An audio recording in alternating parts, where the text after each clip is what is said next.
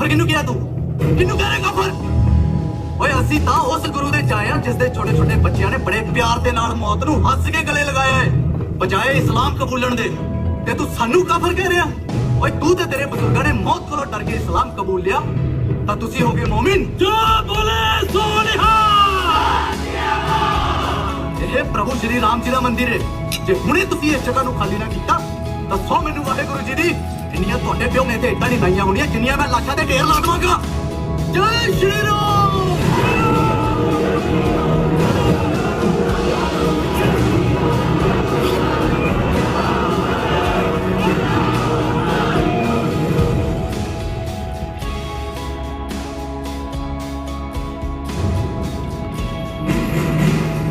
बाकी सब लोग बाहर जाओ तुम दोनों यहीं रुको यही हम बात करते हैं बुजुर्ग हमारा इस मुल्क में हक है या नहीं हम यहाँ पैदा हुए हैं हम जीने या मरने की ख्वाहिश रखें या ना रखें आप लोग तशरीफ रखिए और इत्मीनान से बताइए मतलब हुआ क्या है आइए चलिए हम सुबह फजर की नमाज के लिए मस्जिद पहुंचे अभी वजूद कर ही रहे थे कि इतने में 20-25 तलवार वाले सरदार हमारी मस्जिद में घुसा हमें नमाज पढ़ने से रोका कहने लगे ये मस्जिद मंदिर के ऊपर बना हुआ है आप लोग बाहर निकल जाइए नहीं तो हम सबका कत्ल कर देंगे और वहां से भागे साहब नहीं तो सब के सब मारे जाते बात सिर्फ 25-30 लोगों की नहीं है सबका यही गुस्सा और सबकी यही इच्छा है मतलब सब हमारी मस्जिद गिराना चाहते हैं मस्जिद गिराना कौन चाहता है लेकिन सब मंदिर बनवाना चाहते हैं हमारी मस्जिद पर यहाँ राम जन्म स्थान था वहां तो हम सब कहाँ जाएंगे बताइए साहब खैर उन 25-30 लोगों ने जो भी किया वो माफी के लायक तो है नहीं किसी भी धार्मिक स्थान पर हिंसा फैलाना दंडनीय अपराध होता है हवलदार मुंशीराम जी जनाब इनकी रिपोर्ट लिखवाओ जी और पुलिस बल तैयार रखो जी जनाब सतनाम वाहेगुरु सतनाम वाहेगुरु सतनाम वाहेगुरु सतनाम वाहेगुरु देखा थानेदार साहब इन लोगों का पागलपन हमारी इबादत गांव पर इन लोगों ने क्या क्या लिख दिया जय श्री ओए तू फिर आ गया थानेदार साहब इन लोगों ने हमारे अकीदे के परसों दीवार पर देवी देवताओं के नाम लिख दिए देखिए आप शांत हो जाइए क्या हो रहा है ये सब और आप लोग यहाँ पर क्या कर रहे हो ਅਸੀਂ ਕੀ ਕਰ ਰਹੇ ਹਾਂ ਅਸੀਂ ਤਾਂ ਉਹੀ ਕਰ ਰਹੇ ਹਾਂ ਜੋ ਸੈਂਕੜਾ ਸਾਲ ਪਹਿਲਾਂ ਸਾਡੇ ਬਜ਼ੁਰਗ ਇਸ ਮੰਦਿਰ ਦੇ ਵਿੱਚ ਕਰਦੇ ਸੀਗੇ पूजा पाठ और यहाँ देखिए मैंने सिखों को हरि मंदिर साहब में जब अरदास करते तो देखा है लेकिन मस्जिद में पहली बार देख रहा हूँ वो भी मंदिर के लिए थानेदार साहब फिर ਤੁਹਾਨੂੰ ਸਿੱਖਾਂ ਦੇ ਇਤਿਹਾਸ ਬਾਰੇ ਨਹੀਂ ਪਤਾ ਜਦ ਸਨਾਤਨੀਆਂ ਹਿੰਦੂਆਂ ਉੱਤੇ ਕੋਈ ਆਪਦਾ ਆਈ ਸਿੱਖਾਂ ਦੀ ਖਾਲਸਾ ਫੌਜ ਹਮੇਸ਼ਾ ਹੀ ਹਿੰਦੂਆਂ ਦੇ ਅੱਗੇ ਖੜੀ ਹੈ ਇਸ ਲਈ ਅੱਜ ਅਸੀਂ ਇਸ ਮੰਦਿਰ ਨੂੰ ਛਡਾਉਣਾ ਹੈ फिलहाल मुझे तो मस्जिद दिखाई दे रही है सारी दुनिया ਨੂੰ पता है कि ਇੱਥੇ मंदिर तोड़ के मस्जिद बनाई गई है मुगल तो नहीं रहे अंग्रेज भी चले जाएंगे पर उसके बाद की हुकूमत तय करेगी कि इसकी शक्ल क्या होगी मंदिर या मस्जिद वैसे आपका आज का कारनामा देखकर हिंदू बड़े खुश हो जाएंगे उन्हें लगेगा कि सिखों ने उनका पक्ष रखा है थानेदार साहब साडे गुरुआं ਲਈ भी प्रभु श्री राम पूजनीय सी ते पूरे सिख समाज ਲਈ पूजनीय ने फिलहाल तो आपकी जगह जल्दी खाली कीजिए ठीक है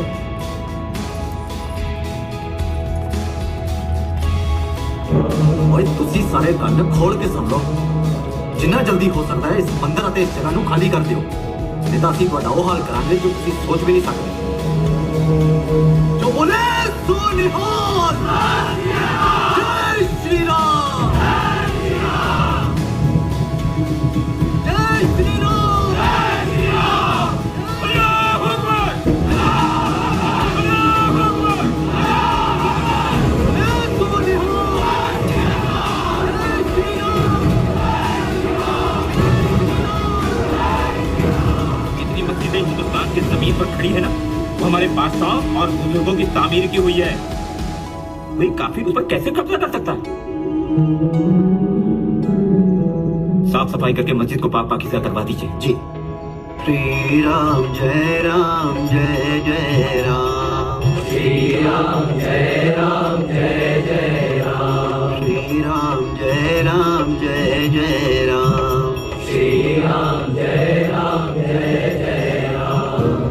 आँख में दम कर रखा है इन पंडितों पुजारियों ने। जब भी हम नमाज की नियत करते हैं, इन सभी पंडितों की मौसीकी अपने तरन्नुम के तराने छेड़ देती है। क्या बिना शंख घंटे और मजीरों का शोर सुने इनके देवी देवता इनकी फरियादें सुनने से मना कर देते हैं? अरे जमाल मियाँ, खुदा के लिए इन्हें रोको, दरख्वास्त करो कि शोर ना करें। और दरख्वास्त ही क्यों, इन्हें चेतावनी दे दो कि अयोध्या में सिर्फ मंदिर ही नहीं, मस्जिद भी है। हिंदू ही नहीं, मुसलमान भी है। इंशाअल्लाह मैं बात करता हूँ। ए रहमत जी, जाकर मना करो उनको। श्री राम जय राम जय जय राम। श्री राम। हम आपसे आखिरी बार कह रहे हैं, गुजारिश कर रहे हैं आपसे कि अपनी पूजा प्रार्थना का वक्त बदल दीजिए। आपको जो भी करना है नमाज के 1 घंटे पहले करिए या फिर नमाज के 1 घंटे बाद। आपकी सुबह की पूजा और हमारे फजर की नमाज का सुर एक ना हो। ये काम तो आप भी कर सकते हैं। आपका मतलब हम अपनी फजर की नमाज जुहर में पढ़ें? तो मैं सुबह की आरती दोपहर में करूँ। आपको करना पड़ेगा, वरना मैं सरकारी इंतजामिया में जाऊंगा। फिर ये ढोल मंजीरे तो क्या, आपके मुंह से आवाज निकालने पर भी पाबंदी लगवा दूंगा। क्या कहा? शंकर, शांत हो जाओ, आप क्रोधित ना हो। हम कोशिश करेंगे। हमको अच्छा लगेगा कि हमारे हर कामकाज में एक भाईचारा बना रहे।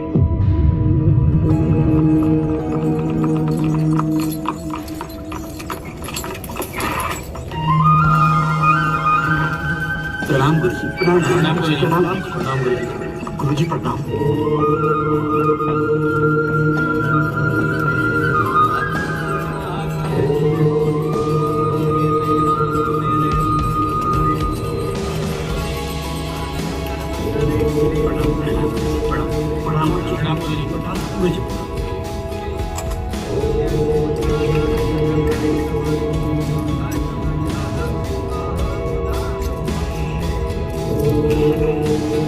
रघुनंदन को बुलाओ। जी गुरुदेव। ओम गंगणपते स्वाहा, ओम गणेशाय स्वाहा। गुरुदेव ने आपको याद किया है। चरण प्रणाम करो। हाँ क्या गुरुदेव? हाँ।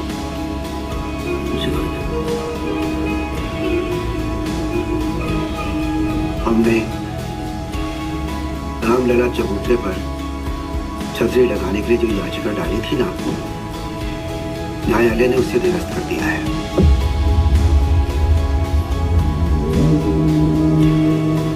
जिला जज फैजाबाद कैबियर ये तो मान रहे हैं कि मस्जिद मंदिर को तोड़कर बनाई गई थी।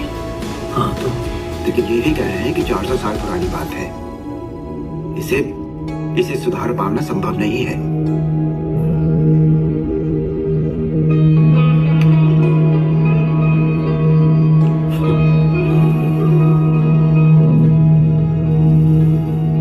गुरुदेव, अगर न्यायालय किसी केस को 400 साल तक लटका सकता है तो फिर 400 साल लटके केस की सुनवाई क्यों नहीं कर सकता? अब हम कौन सा दरवाजा खटखटाएंगे? किससे न्याय मांगेंगे? एक रास्ता बंद हुआ है, प्रभु तक जाने के हजारों रास्ते हैं। उन रास्तों का रूप प्रारूप क्या होगा गुरुदेव? शांति या संघर्ष? शांति। रघुनंदन, जानते हो कुछ सिखों ने एक बार मस्जिद में घुसकर पूजा पाठ किया था। उस समय शासन की सतर्कता ने खून खराबा होने से बचा लिया था। मुझे मेरे राम को इस धरती पर देखना है। मैं खून खराबा नहीं देखना चाहता।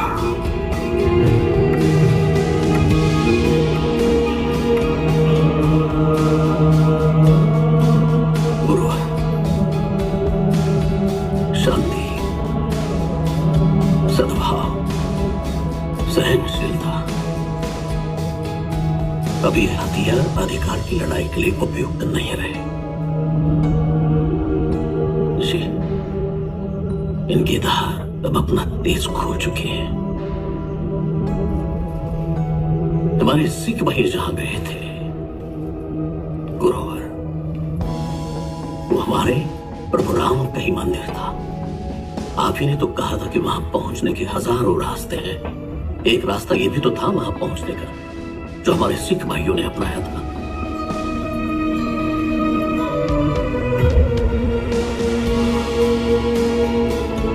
जब मंदिर तोड़ा गया था तो हिंदू चुप था।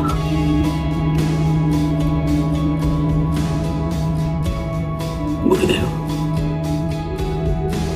किसी घटना दुर्घटना पर मौन 2 मिनट का हो सकता है, 400 साल का नहीं।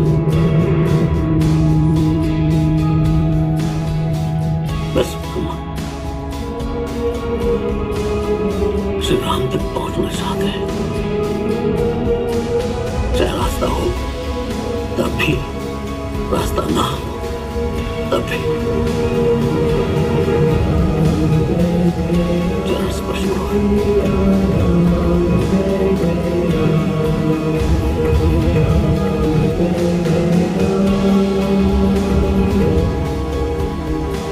आता बराबर, आइए तशरीफ रखिए, बैठिए आप।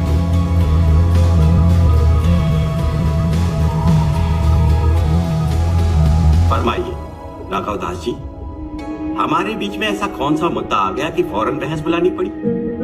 मोहतरम, हमारा ये मुल्क कई जाति जमातों के बीच है। हमारे आपसी मतभेद हो सकते हैं तो हम तबादले ख्यालात के लिए तैयार हैं, लेकिन हमारी एक ही शर्त है, अमन। और उसके लिए मैं नमाज में 2 रकात अलहदा पढ़ूंगा। काजी साहब, शताब्दियां हो गई हैं हमें आपस में लड़ते हुए। क्या आप हम इस लड़ाई को खत्म कर सकते हैं? क्या आप सभी मुसलमान भाई हमारे मंदिर को छोड़ सकते हैं? आपका मंदिर? आपका कौन सा मंदिर हम मुसलमानों के पास आ गया? मैं राम जन्मभूमि की बात कर रहा हूँ। आप बाबरी मस्जिद को राम जन्मभूमि कह रहे हैं मोहतरम? ना काजी साहब, वो मंदिर है। मुगल आक्रमणकारियों ने उस मंदिर को तोड़कर ये मस्जिद बनाई है। मोहतरम, हमलावर किसे कह रहे हैं आप? हमारे जन्नत नशीन बादशाह बाबर को? आप बाबर को हमलावर नहीं मानते? अमा हम अहमद हैं क्या, जो अपने ही बुजुर्गों को लुटेरा मानेंगे? देखिए, आप ये दावे छोड़ दीजिए, वरना हमारी गंगा जमुनी तहजीब मिट्टी में मिल जाएगी। गंगा जमुना तहजीब, ये कौन सी तहजीब है? आपका बाबर जमुना किनारे आकर बसा था इसलिए जमुना आपकी, या फिर गंगा और जमुना एक दूसरे में मिलती नहीं, समाहित होती नहीं इसलिए? आप हिंदू मुस्लिम भाईचारे पर चोट कर रहे हैं। जमाल साहब, भाई तो सिर्फ प्रभु राम और भरत हैं, शारा, कृष्ण और सुदामा। हमारे बीच ऐसे संबंध हैं? नहीं है। देखिए, बाबरी मस्जिद हमारे प्रभु राम के मंदिर पर बनी है, इसे स्वीकार करो। आप उस धागे को तोड़ने की जिद पर अड़े हैं जिसमें हिंदू और मुसलमान आपस में बंधे हुए हैं। जमाल साहब, किसी धागों में बंधे होते तो हमारे पूजा घर इबादत गाह नहीं बन जाते। मोहतरम, आप हमसे हमारी बाबरी मस्जिद लेने आए हैं, कल आप कहेंगे कि हमारी शाही मस्जिद आपका कृष्ण मंदिर है, हमारी ज्ञानवापी मस्जिद आपका शिव मंदिर है। इसका मतलब ये हुआ कि आप ये जानते हैं कि कितने मंदिरों को मस्जिदों में बदला गया? एक भी नहीं। और कान खोलकर सुन लीजिए, अगर हमसे हमारी मस्जिदें छीनी गई तो उसका अंजाम बहुत ही खौफनाक होगा।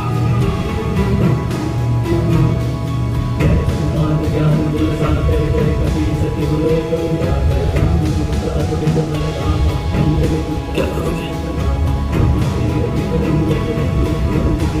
क्या करोगे आप? जमाल साहब, हम कोई जुगारी करने वाले जानवर नहीं है जिसे आप कलमा पढ़कर काट देंगे। और हम संतों का काम सिर्फ पूजा, तपस्या, उपासना नहीं है। धर्म और धर्म संस्थानों का संरक्षण। ये भी हमारे पूजा, तपस्या, उपासना का हिस्सा है। गुरुदेव, इस संवाद को आप विफल स्वीकार कीजिए, परंतु आपका शिष्य रघुनंदन आपको वचन देता है, मंदिर बनेगा। जमाल साहब, मंदिर बनेगा, और वो भी आपके बाबर की इच्छा के बगैर।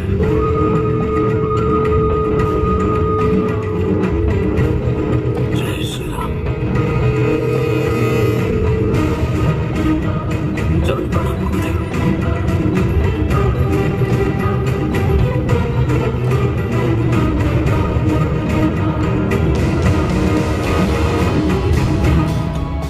मोहतरम, आपके शागिर्द की मंशा में समझा नहीं। कहीं वो हमारी मस्जिद गिराना तो नहीं चाहता है? अगर मंदिर गिराकर मस्जिद बनाई जा सकती है तो मस्जिद गिराकर मंदिर क्यों नहीं बन सकता? और रघुनंदन ने केवल इच्छा की है, मैं उसकी इस इच्छा को आपकी संज्ञा नहीं दूंगा। जय श्री राम। आइए।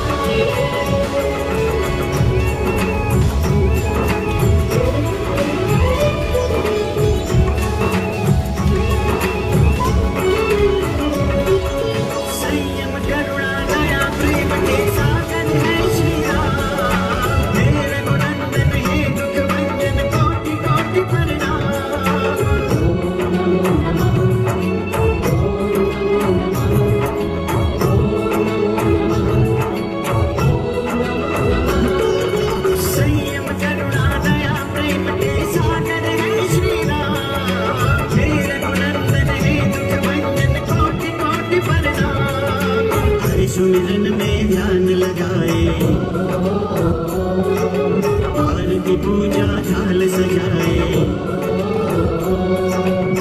मन पावन हो जाए जो दर्शन पाए। व्याकुल नैना बरस रहे थे प्रभु दर्शन के बिन, भगवन तेरी कृपा नहीं तो जीना बहुत कठिन।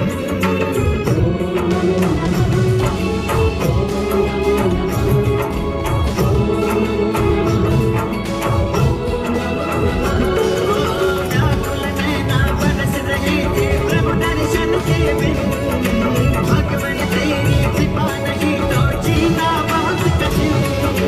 द्वार दया का जब खुल जाओ, चारों तरफ नजर तुम मन पावन हो जाए जो दर्शन पाए, जो दर्शन पाए।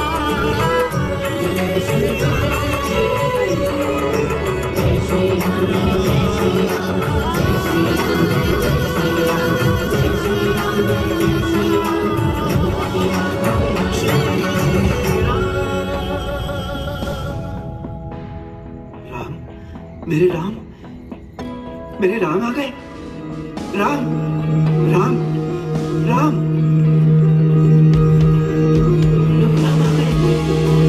प्रभु राम, वो प्रभु राम आ रहे हैं, जानकी लक्ष्मण के साथ रथ पर बैठकर। प्रभु राम, रघुनंदन, रघुनंदन, देखो देखो देखो, हनुमान जी भी चल रहे हैं, गदा लेकर रथ के आगे आगे। अरे देखो सब लोग, मेरे राम आ गए।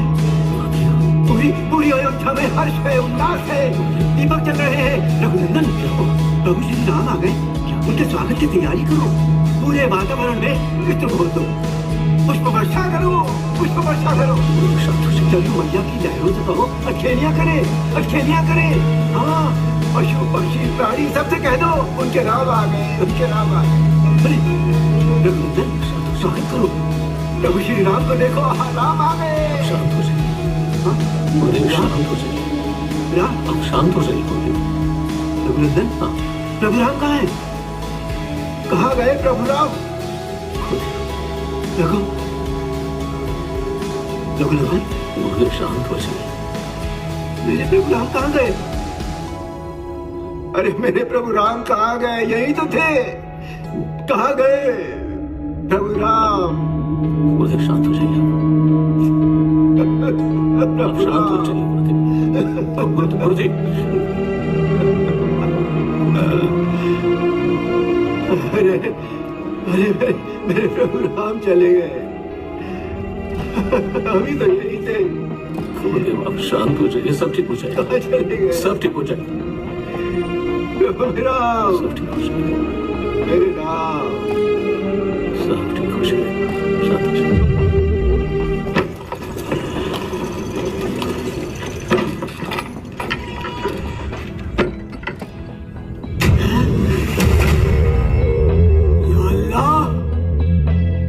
ये मैं क्या देख रहा हूँ? ये बुत कहाँ से आ गए? अरे कुफ्र हो गया, क़यामत आ गई। हम अंदर आओ, अंदर आके देखो, किसी मुशरिक ने हमारी मस्जिद को बुत खाना बना डाला है। या अल्लाह, भाई वो राम की मूर्ति प्रकट हुई है, जल्दी चलो चलो चलो। भाई क्या कर रहे हो? जल्दी चलो, वहाँ किसी ने हमारी मस्जिद में बुत रख दी है।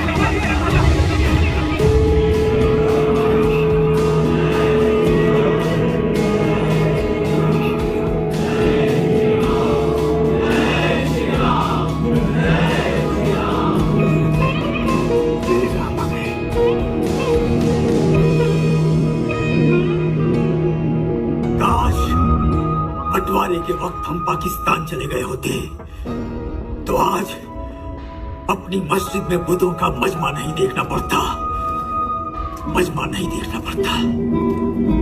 या खुदा, भरोसेमंद और आसान बेटिंग आईडी के लिए levelbook.com पर लॉगिन करें और पाए 100% बोनस पहली जमा राशि पर और पाए साप्ताहिक कैशबैक भी। खेलें और खूब जीतें। कितनी पीढ़ियों से ये पीड़ा सहन करते आ रहे हैं हम, और हमने आंखों की रोशनी लेने की बात कभी नहीं की।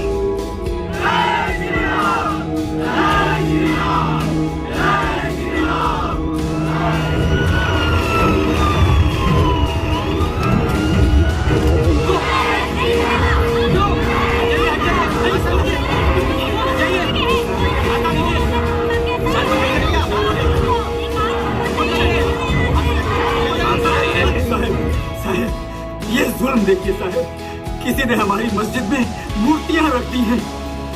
ये मूर्तियां किसने रखी यहाँ पर? मूर्तियां किसने रखी यहाँ?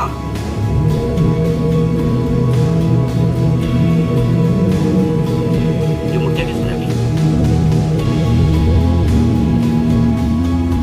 ऐसे पवित्र कार्य सिर्फ हिंदू द्वारा किए जा सकते हैं। ठीक साहब, किसी लोग नहीं, ये बताना तो संभव नहीं है, क्योंकि अब उंगलियों की गिनती पर हिंदू नहीं है, पूरा देश हिंदू है। ऐसे आप यहाँ क्या कर रहे हैं? प्रकट हुए प्रभु श्री राम का आशीर्वाद लेने आए थे। प्रभु श्री राम प्रकट हुए, उनका आशीर्वाद लेने आए थे या श्री राम प्रभु आपके आशीर्वाद से प्रकट हुए? ना, संतों के आशीर्वाद से तो नहीं डीएम साहब। हाँ, परंतु संतों की तपस्या, पूजा, प्रार्थनाएं प्रकट कर सकती हैं। हाँ, ये प्रकटीकरण आशीर्वाद से है या तपस्या से? इस सत्य को विस्तार में मैं सिर्फ किसी संपूर्ण हिंदू को ही समझा पाऊंगा। नियम साहब, आप हिंदू तो हैं, परंतु संवैधानिक पद पर बैठे एक अधिकारी भी हैं। आप ना समझेंगे ना मैं आपको समझा पाऊंगा। रघुनंदन जी, अब हम चलें? अवश्य गुरुदेव। जय श्री राम। जय श्री राम। गुरु जी, डीएम साहब, आप इसे अपनी रिपोर्ट में सुखद या दुखद घटना लिख देना। जय श्री राम। आइए गुरुदेव। जय श्री राम। नए नवेले आजाद भारत देश में इतनी बड़ी घटना घट गई और आपको कुछ पता ही नहीं है? महोदय, तूफान आने के बाद ही पता चलता है कितनी डालियां टूटेंगी, कितने पेड़ गिरेंगे। सब अचानक हो गया। अचानक कुछ नहीं होता डीएम साहब। कुछ होने से पहले हालात पैदा होते हैं, माहौल खड़ा होता है, तब जाकर कुछ होता है। इस घटना के घटने से पार्टी में हमारा कद पौना हो गया है। मुझे खेद है महोदय। एक समस्या का समाधान है क्या? जो कुछ भी हुआ है उसे पूर्व स्थिति में बहाल करो। मस्जिद से मूर्तियां बाहर निकलवाओ किसी भी कीमत पर। महोदय, पूर्व स्थिति बहाली संभव नहीं है। अगर जबरन इसकी कोशिश करेंगे तो अयोध्या के साथ ही पूरे देश की कानून व्यवस्था ध्वस्त हो जाएगी। जिला प्रशासन, पुलिस अधिकारियों की जानें बचाना मुश्किल हो जाएगा। रही बात मूर्ति हटाने की, तो अब कोई भी इसके लिए तैयार नहीं होगा। और अगर तैयार हो भी गया तो इस कार्य को करने वाले के साथ आज्ञा देने वाले दोनों की हत्या तय है, संपूर्ण कुर्बे के साथ। मुझे तूफान आने का अंदाजा तो नहीं था, लेकिन तूफान के साइड इफेक्ट्स का अंदाजा है। साफ दिखाई दे रहा है महोदय। अपने दिल और दूरदृष्टि की नहीं, प्रदेश के मुखिया की बात सुनिए। मुझे किसी भी कीमत पर पूर्व स्थिति बहाल चाहिए। कल सुबह के अखबारों में मूर्तियां बाहर होने की हेडलाइंस होनी चाहिए। And that's my order.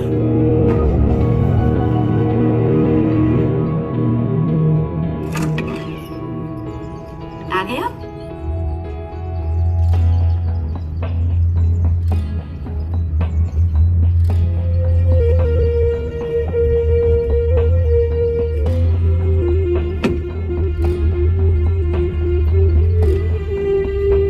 पिछले कुछ दिनों से देख रही हूँ कि आप जिलाधीश की बजाय फौज के सैनिक ज्यादा हो गए हैं। शाम को घर आने से लेकर सुबह ऑफिस जाने तक जैसे आप कोई जंग लड़ रहे हैं।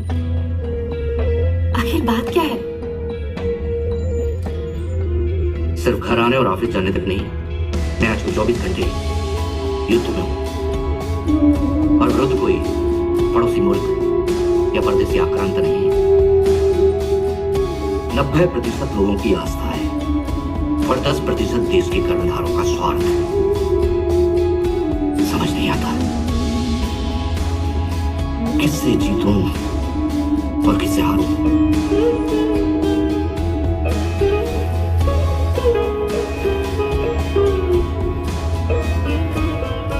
शताब्दियों की आस्था जब अपना स्थान लेती है, तब दशकों का स्वार्थ चंद हुक्मरानों से उसे खाली करवाने का हुक्म जारी करती है। मुझे नहीं पता कि देश का बंटवारा किस ईमानदारी से हुआ।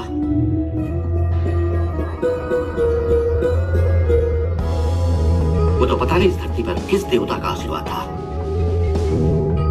जो अंग्रेज हमें आजाद करके चले गए। पर अंग्रेजों ने भी तो हमें गुलाम बनाकर ही रखा ना। लेकिन अंग्रेजों ने किसी मंदिर को गिराकर चर्च नहीं बनवाया। आप मुझे एक बात बताइए, कहीं आपके मन में ये द्वंद्व उलझन मस्जिद में रामलला के प्रकट होने को लेकर तो नहीं? आज मैं भी गई थी वहाँ दर्शन करने, वो उन्हीं का स्थान है, आप तो जानते ही है ना। रमा, मैं एक संवैधानिक पद पर हूँ और सत्य को जानने का हक मुझे तब तक नहीं है जब तक सत्य को जानने की जरूरत नहीं है। हमारी मस्जिद में जो हुआ है वो नाकाबिले बर्दाश्त है। जिस तरह से उन बुतों को लाकर हमारी मस्जिद में रखा गया है, हम उन बुतों को वैसे ही वहाँ से बाहर निकालेंगे। जमाल मियाँ, अपने जोश को काबू में रखो। इस तरह जंग ऐलान दुरुस्त नहीं है। 1947 के देश के बंटवारे के जख्म अभी भरे नहीं है। हिंदू और मुसलमानों के तलखियों में अब भी मिठास पैदा होना बाकी है। जोश में उठाया हुआ कत्लेआम करवा देगा। आप कहना क्या चाहते हैं? हाँ? कि हम कत्लो कुर्बान होने के डर से अपने मजहबी दीनी मरकजों को कुर्बान कर दें? हाँ? क्या बात करते हैं? हम मस्जिद वापस लेंगे, मगर अभी हमें खामोश रहने की जरूरत है। सर, माननीय मुख्यमंत्री महोदय के ऑफिस से काफी बार फोन आ चुका है, कुछ तो जवाब देना पड़ेगा। क्या जवाब दे? उनके आदेश को मानना तबाही का ऐलान होगा जो भारत महाभारत की बात देखेगा। इससे उनका एजेंडा तो सेट हो जाएगा, लेकिन अयोध्या रोने पर मजबूर हो जाएगी। सरयू के बगल में एक और नदी फूट पड़ेगी जिसमें पानी नहीं, लाल रंग बहेगा।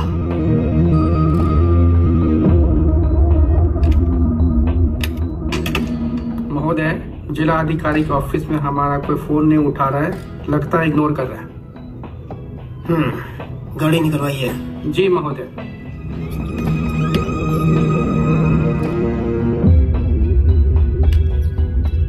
लिख दो। जी। माननीय मुख्यमंत्री महोदय, मैं रामलला की मूर्ति गर्भगृह से निकलवाने के आपके आदेश का पालन करने में असमर्थ हूं।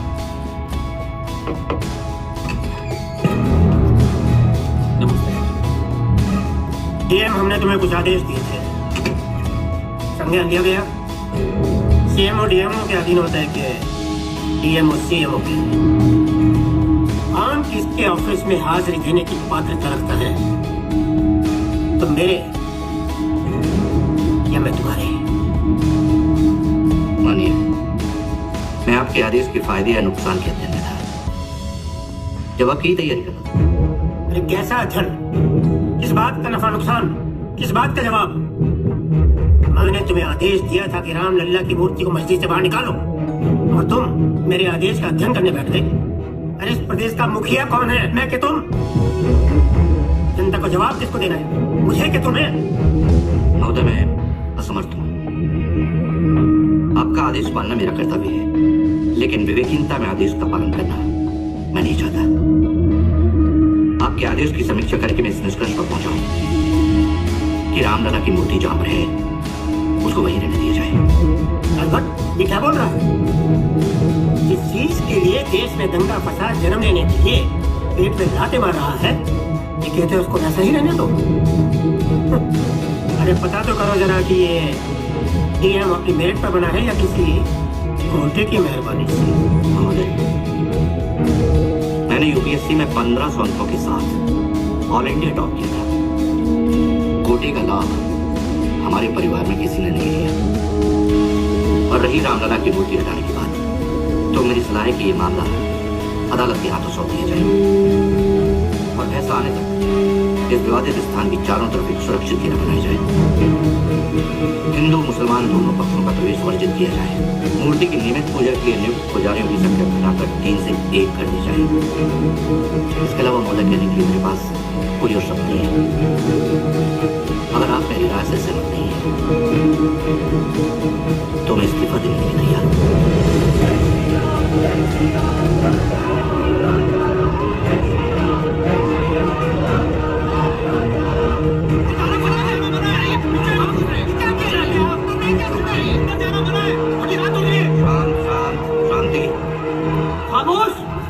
करने दो।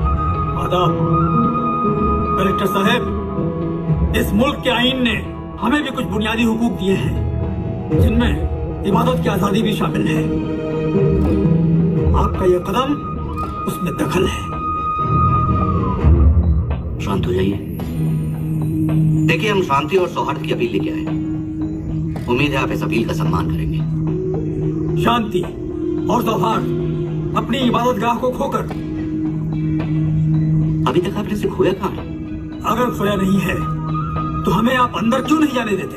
देखिए, ये जगह एक विवाद का रूप ले चुकी है, और जब तक ये जगह विवादित है, ये ना हिंदू की है ना मुसलमान की। ये क्या कह रहे हैं आप नियम साहब? ये जगह हिंदुओं की नहीं है? हाँ? ये प्रभु श्री राम का मंदिर है। ये लोग भी यही कह रहे हैं कि ये मस्जिद है। हिंदू और मुसलमान दोनों पक्षकार हैं, लेकिन इसका असल हकदार कौन है, इसका फैसला अदालत करेगी, और अदालत का अगला फैसला आने तक ये विवादित स्थान है। जिलाधीश महोदय, श्री राम का जन्म स्थान विवादित? हिंदू के अलावा राम के जन्म स्थान पर कौन अपना अधिकार जता सकता है? विवादकार तो आप समझते होंगे ना गुरुजी, किसी एक चीज पर दो लोगों का अधिकार जताना। ये भीड़ देख रहे हैं आप महोदय? प्रभु राम को पाने के लिए सब लोगों ने क्या किया हुआ है, अपना खो चुके हैं। अदालत का अगला फैसला आने तक पहला फैसला लागू रहेगा, और उम्मीद है आप लोग कानून व्यवस्था को संभालने में हमारी मदद करेंगे।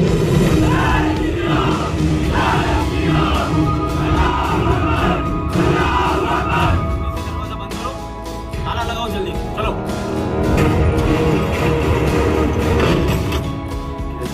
सब ठीक है भाई, सब ठीक है। और परिवार? श्री राम जी की कृपा है। शरण प्रणाम करो। प्रणाम प्रणाम प्रणाम गुरु जी। प्रणाम गुरु जी।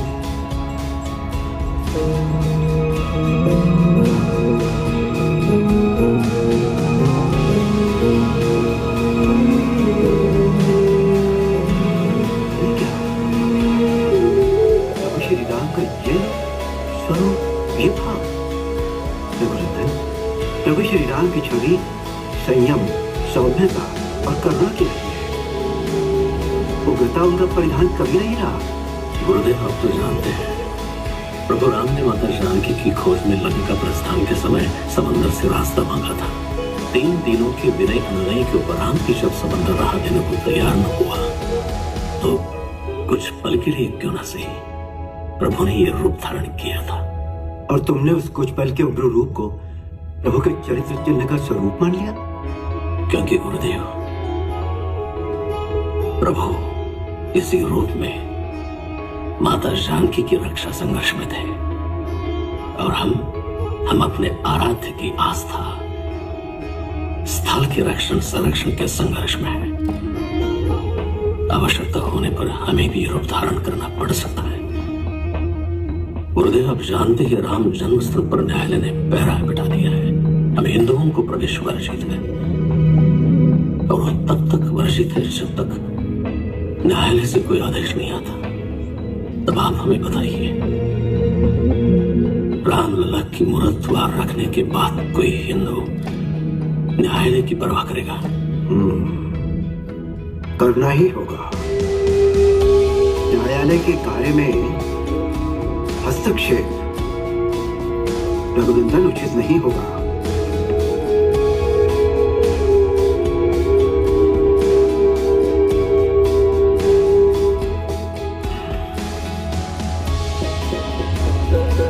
इतना धैर्य नहीं रहा कि वो किसी फैसले की प्रतीक्षा करें। प्रतीक्षा करनी होगी रघुनंदन। हम न्याय के पक्षधर हैं। आक्रांतक धर्म आक्रांताओं का था। हमने न कभी आक्रमण किया, न ही अतिक्रमण किया, न किसी की धरती छीनी, न किसी की सभ्यता का संहार किया। हमारा धर्म सनातन है, और हमारा धर्म वाक्य है वसुधैव कुटुंबकम। गुरुदेव,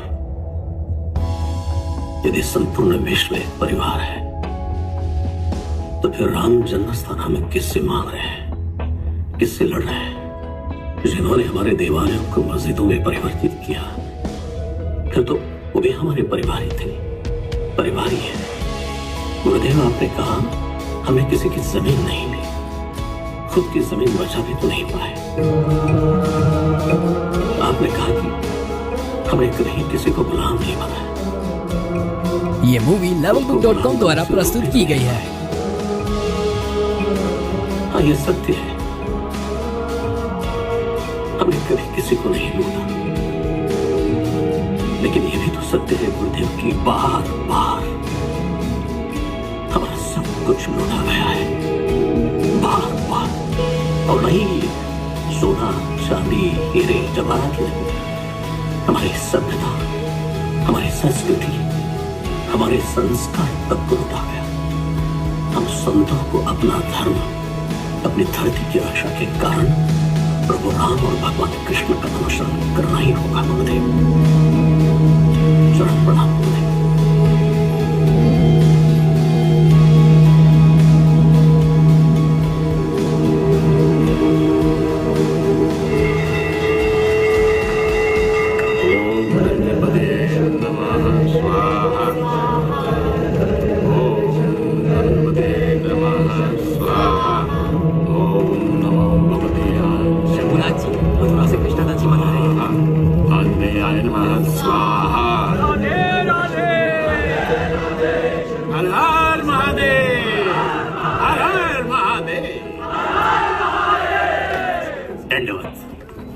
शंभुनाथ जी प्रसाद लीजिए। हर हर महादेव, हर हर महादेव, राधे राधे।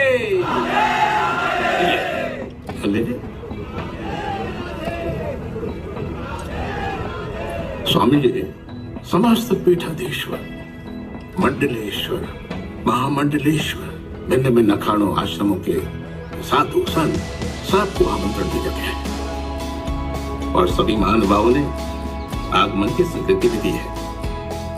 बस अब धर्म संसद में सबके समक्ष एक एजेंडा रखा जाएगा। एजेंडा? कार्य प्रणाली, जिन विषयों पर विचार किया जाना है उनकी कार्यसूची। नहीं, वो तो मैं समझ गया, परंतु विचार विमर्श का विषय केवल राम जन्मभूमि होगा या काशी और मथुरा पर भी? औरंगजेब ने काशी और मथुरा पर भी आक्रमण किया था। बाबर के वंशज औरंगजेब ने 1669 में काशी के ज्ञानवापी मंदिर भगवान शिव के मंदिर को ध्वस्त किया और 1670 में मथुरा में कृष्ण जन्मभूमि केशव देव मंदिर को ध्वस्त किया। हमारे इन दोनों पवित्र स्थानों पर भी विचार विमर्श आवश्यक है मान जी। धर्म संसद में भाग लेने वाले सभी संत महानुभावों को ये ज्ञात है। अब जब हमारे धर्म स्थलों को वापस लेने का संघर्ष प्रारंभ हो ही चुका है, तो क्यों ना एक साथ सब के सब ले लिए जाएं।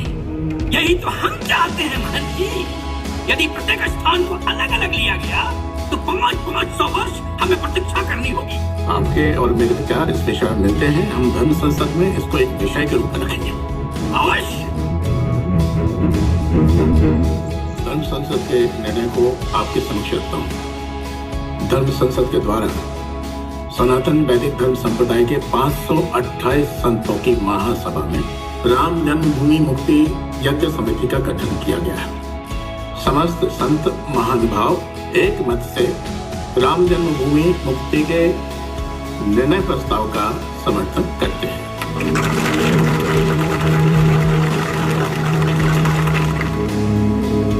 प्रदेश के पूर्व मंत्री दयाल जी को संयोजक बनाया जाता है। श्री रघुनंदन परमहंस जी को संरक्षक, महंत श्री कृष्णदास जी को उपाध्यक्ष पद के लिए चयनित किया जाता है और गोरक्ष पीठाधीश्वर श्री अवैधनाथ जी को अध्यक्ष पद के लिए चयनित किया जाता है। जय श्री राम। धर्म संसद में पधारे सभी सम्मानित भक्तजनों और संतों का हृदय से अभिनंदन है। सब मिलकर जोर से बोलेंगे मेरे साथ। जय श्री राम, जय सीताराम। अब हम चाहेंगे श्री रघुनंदन जी अपने विचार व्यक्त करें।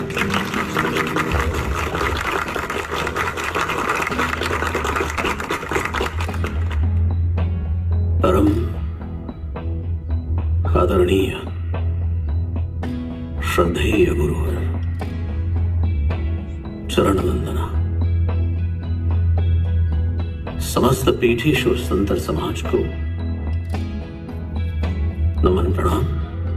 श्री राम जन्मभूमि पर प्रभु का मंदिर, जिसे हम सभी लोग वर्षों से अपनी कल्पनाओं में बनाते रहे, उस मनमोहक चित्र को धरातल पर उतारने का अब समय आ गया है। जन जागरण एवं जन समर्थन हेतु हम 528 संतों ने श्री रामनवमी के दिन सीतामढ़ी में राम जानकी की यात्रा निकालने का निर्णय लिया है।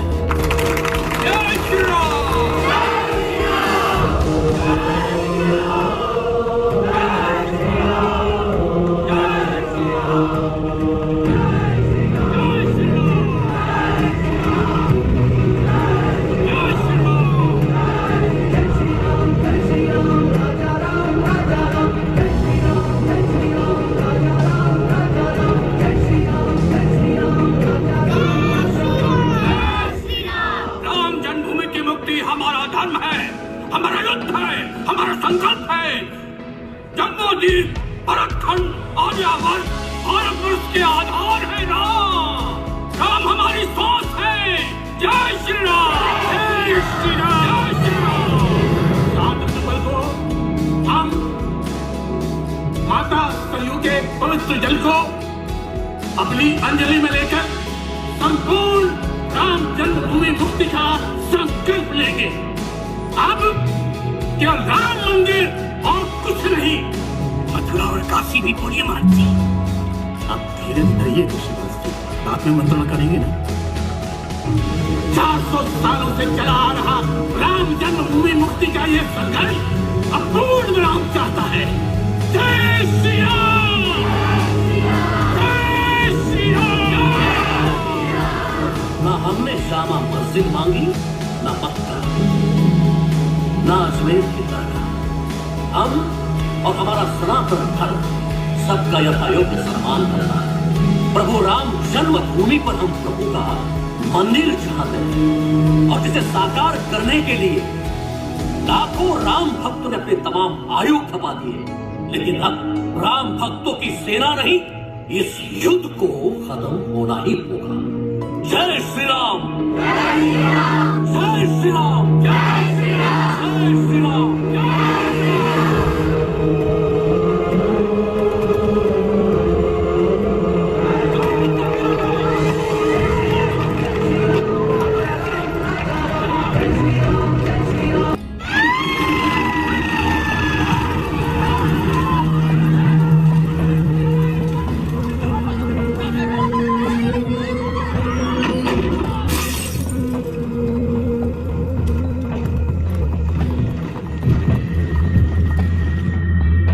जानकी की रथ यात्रा निकालने का जब संकल्प लिया गया था, तब हमें आभास नहीं था कि कोई अवरोध आएगा। ये उनकी मोह है जो सत्ता के सिंहासन पर बैठे हुए हैं,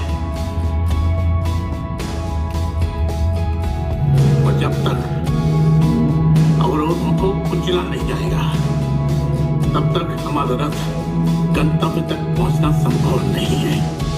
मैं आज इस मंच से उन तमाम लोगों से अनुरोध करना चाहता हूं, रुकावट ना बने। हम हिंदुओं की भावनाओं से खेले नहीं। राम मंदिर तो अवश्य बनेगा। भव्य दिव्य राम मंदिर अवश्य बनेगा।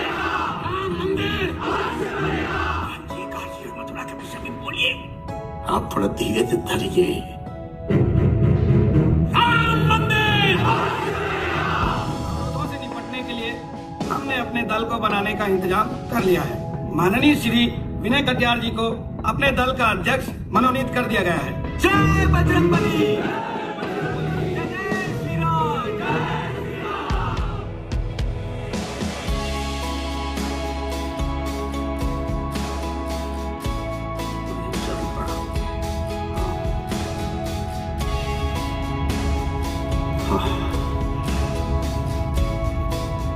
गुरुदेव, स्वास्थ्य कैसा है आपका?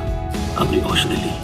मेरी व्याधियों का उपचार औषधि नहीं है रघुनंदन, राम मंदिर है। दोनों मुट्ठियों में जितनी आयु लेकर आया था ना, जी चुका हूं।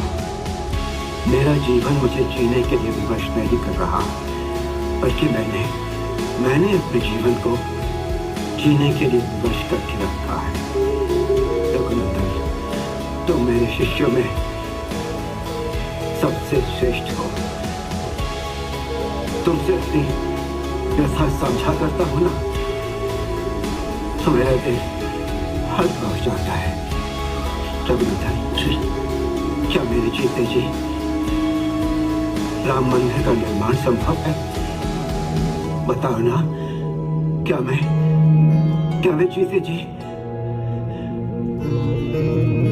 अपने प्रभु श्री राम का मंदिर देख पाऊंगा?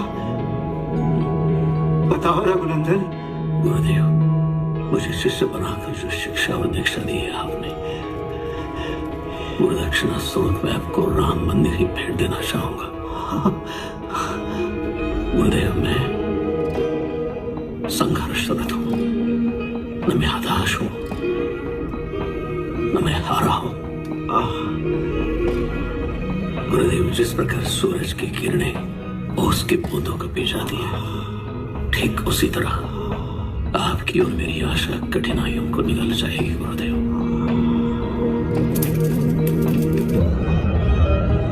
गुरुदेव, गुरुदेव, गुरुदेव, गुरुदेव। आंदोलन की रूपरेखा तैयार है। बाकी सब लोगों को भी आमंत्रण दे दिया। बढ़िया बात। श्यामोनाथ जी, क्या है? राम मंदिर विषय को लेकर आपका क्या कहना है? राम मंदिर को लेके अभी एक परामर्श आया है सरकार की तरफ से। यद्यपि संत समाज को यह परामर्श बिल्कुल भी कर्तव्य नहीं लगा है, तो भी आपको बताता हूँ। सरकार का यह परामर्श है कि हिंदू मुसलमानों के किसी भी संघर्ष को टालने के लिए वो हमें मंदिर किसी दूसरे स्थान पर बनाने का अमूल्य ज्ञान दे रहे हैं। इस बात को आप मानेंगे? असंभव। हमारे पूज्य महंत श्री अवैधनाथ जी ने तो सरकार के मुंह पर बहुत ही सुंदर उत्तर मारा है। उन्होंने कहा, ये तो बिल्कुल वैसा ही हुआ कि राम रावण के युद्ध को टालने के लिए प्रभु श्याम जी से कहा जाए कि वो अन्य नारी को सीता मान ले। क्या ये संभव है? महाराज, साधु संत समाज का आज का क्या कार्यक्रम है? समस्त भारत वर्ष से आए संत समाज आज सरजू नदी का जल हाथों में लेकर संकल्प करेंगे कि जब तक राम जन्मभूमि का ताला न खुल जाए, तब तक हमारा आंदोलन निरंतर चलता रहेगा।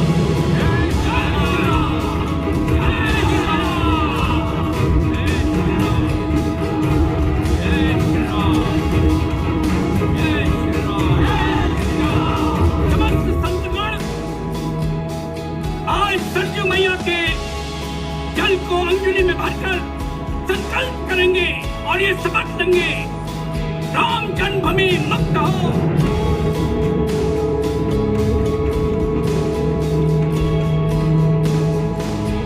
यदि आगामी रामनवमी के शुभ अवसर पर रामलला का ताला नहीं खुला, तो मैं पावन रामनवमी के शुभ अवसर पर इसी शरीर मैया में जल समाधि लूंगा। जय श्री राम। जय श्री राम। आयुष्मान बाबा, न्यायाधीश महोदय। आप मुझे जानते स्वामी जी? जब से हमारे प्रभु का जन्म स्थान ये मुद्दा बन गया है, तब से हम न्यायाधीशों को भी जानने लगे हैं। आप फैसलाबाद कोर्ट में नियुक्त नए जज हैं। जी स्वामी जी, हम तो रामलला के दर्शन करने आए थे, परंतु वहाँ ताला। खुलवा दीजिए ना ताला। आपकी न्यायपालिका में ही याचिका लंबित है। न्यायाधीश महोदय, हम अपने रामलला को बंदी महसूस कर रहे हैं। हम भी चाहते हैं कि कोई फैसला हो। न्यायाधीश महोदय, कोई भी फैसले को अब हिंदू नहीं मानेगा। कोई भी फैसले को मानना होता तो ये अब तक का जो भी संघर्ष चल रहा है वो समाप्त हो गया होता। न्यायाधीश महोदय, फैसला करवा दीजिए, नहीं तो भविष्य में कोई भी भक्त किसी फैसले की प्रतीक्षा नहीं करेगा। वो स्वयं न्यायाधीश बन बैठेंगे। ये ना मेरी इच्छा है, नहीं भविष्यवाणी है। यह तो वह संकेत है जो हिंदुओं का टूटता धैर्य बता रहा है। जय श्री राम। जय श्री राम। भारतीय जनता पार्टी का अध्यक्ष पद कोई अलंकार की वस्तु नहीं है। ये पद नहीं, दायित्व है, प्रतिष्ठा नहीं, परीक्षा है। आप सभी लोगों के सहयोग और समर्थन से मैं इस जिम्मेदारी का शुद्ध अंतःकरण के साथ निर्वाह करूंगा। गुलामी के काल खंडों ने हमारे धार्मिक स्थलों को उलझा डाला। हमारा प्रयास इन सभी उलझनों को सुलझाना रहेगा। प्रभु श्री राम की ये मूवी levelbook.com द्वारा प्रस्तुत की गई है। मंदिर का निर्माण करना होगा। हम एक हाथ में भारत का संविधान लेकर और दूसरे हाथ में समता का निशान लेकर मैदान में कूदेंगे। राम मंदिर का ताला खुल गया।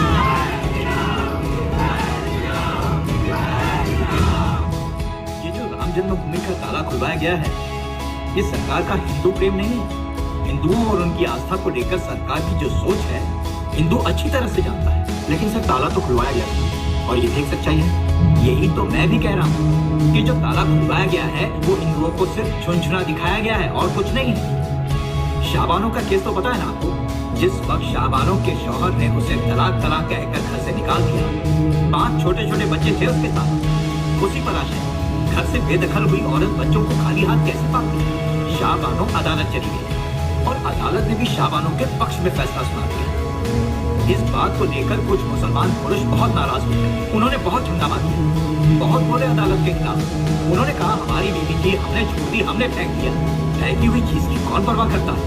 तुष्टीकरण की राजनीति करने वाली मुस्लिम परस्त सरकार मुस्लिमों के विरोध के आगे झुक गई। संसद में जाकर उन्होंने कानून बदल दिया और मुस्लिम वोट पक्का कर दिया। अब उनको लगने लगा कि ये मुस्लिम वोट तो अपने हो ही चुके हैं, तो क्यों ना हिंदुओं को खुश किया जाए।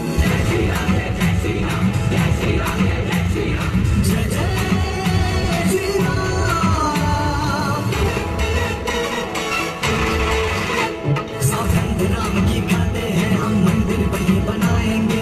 राम लला हम आएंगे, अपना वचन निभाएंगे। राम लला हम आएंगे, अपना वचन निभाएंगे। राम लला हम आएंगे, अपना वचन निभाएंगे। जय जय श्री राम।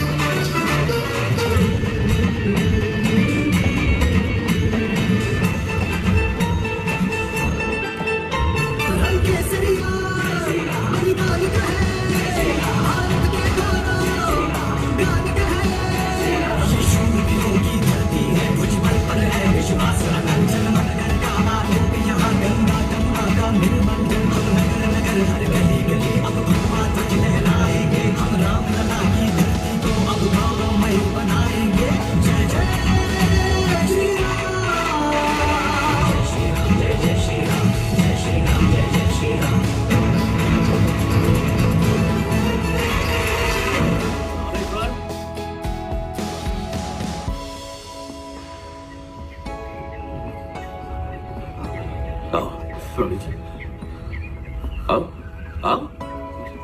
स्वामी जी, आधारशिला का जो पूजन है गुरुजी रामेश्वर के हाथों करेंगे हम। आओ। मैं और शिलान्यास राम भक्त नहीं हो तुम। स्वामी जी, मैं राम भक्त हूँ, सेवक हूँ, राम का दास हूँ।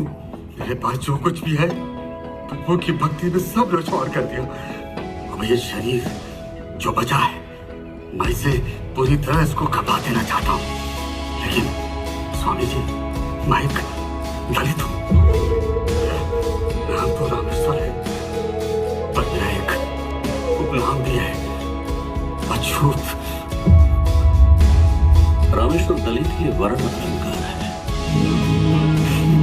तुम उन करोड़ों हिंदुओं में से एक हो जो प्रभु राम मंदिर निर्माण की सामग्री अपने अस्थियों के फूल तक मिला देना चाहती।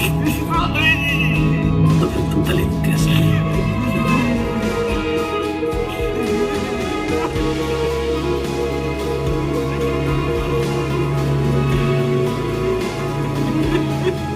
रामेश्वर तुम दलित नहीं हो, राम भक्त हो।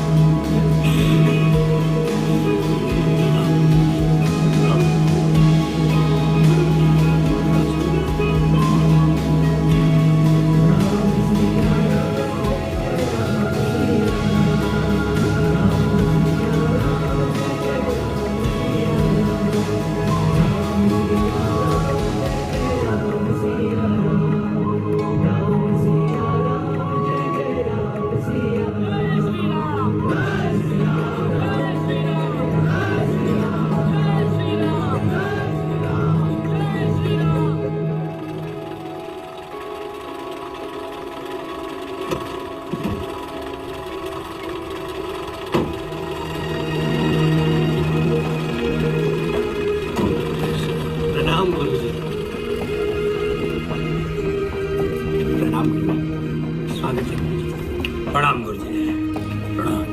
प्रणाम। आपका स्वागत है। प्रणाम। चलिए आइए आइए।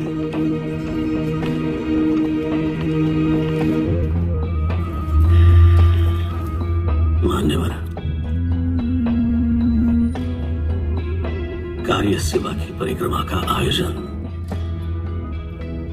उन्हीं लक्ष्यों का ही एक मार्ग है जिसके लिए 500 वर्षों तक हमारे पूर्वजों ने अपने प्राणों की आहुति दी है और नई पीढ़ी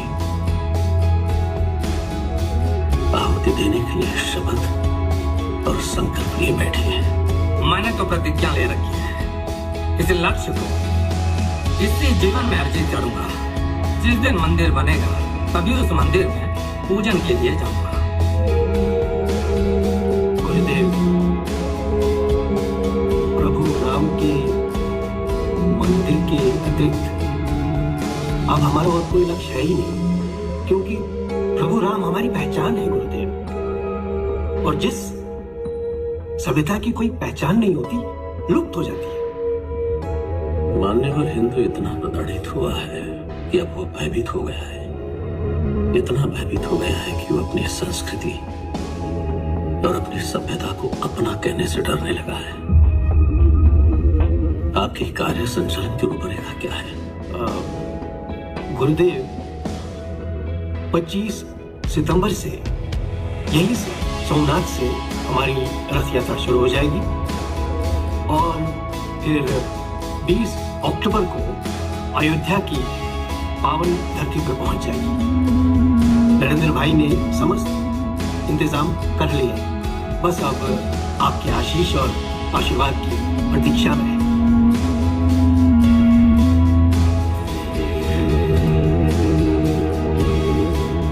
मेरा आशीष और मेरी शुभकामनाएं आपके कार सेवकों के साथ है।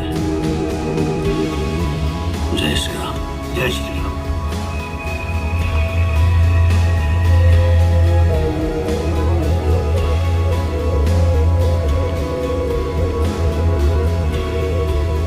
मान्यवर, इस पृथ्वी पर रह रहे समस्त हिंदुओं का एक ही स्वप्न है, अयोध्या में प्रभु श्री राम का मंदिर।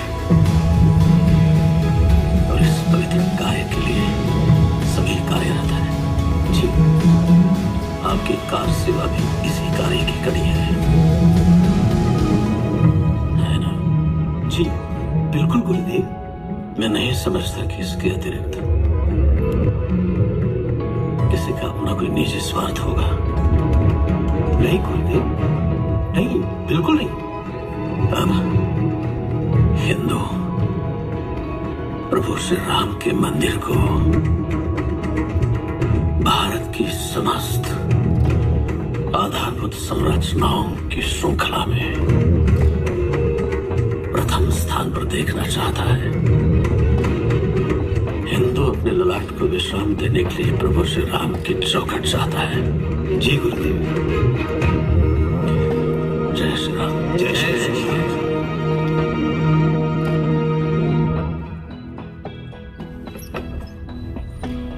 अडवाणी जी की रथ यात्रा उत्तर प्रदेश के लिए निकल चुकी है और 30 अक्टूबर को ये रथ यात्रा अयोध्या में प्रवेश कर जाएगी और उनका गंतव्य स्थान वो विवादित बनाई हुई बाबरी मस्जिद ही है। हिंदू संगठनों के नेताओं और तथाकथित ये जो कार सेवक हैं, उनके उद्गारों और बयानों से जो लोगों के मन में श्री राम की आस्था की जो आग भरी जा रही है ना, वो आग विवादित स्थान को नहीं बल्कि आबादित स्थान को भी जलाकर खाक कर सकती है। इसलिए इस रथ यात्रा को उत्तर प्रदेश में प्रवेश करने से पहले रोकना होगा। महोदय, यात्रा को रोकना 90% आबादी के आगे अवरोध बनना माना जा सकता है।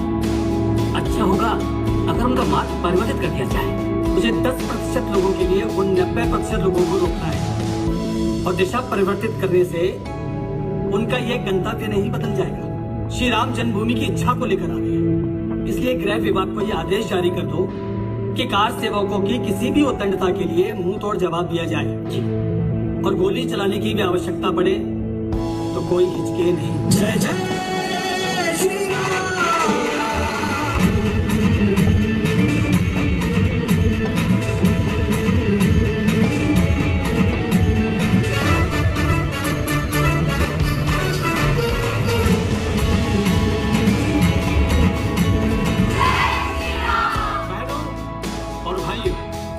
सालों से आज तक वहां कोई नमाज नहीं पढ़ी, बल्कि 41 वर्षों से वहां पर राम लल्ला की मूर्ति स्थापित है और हर रोज वहां आरती होती है, पूजा होती है।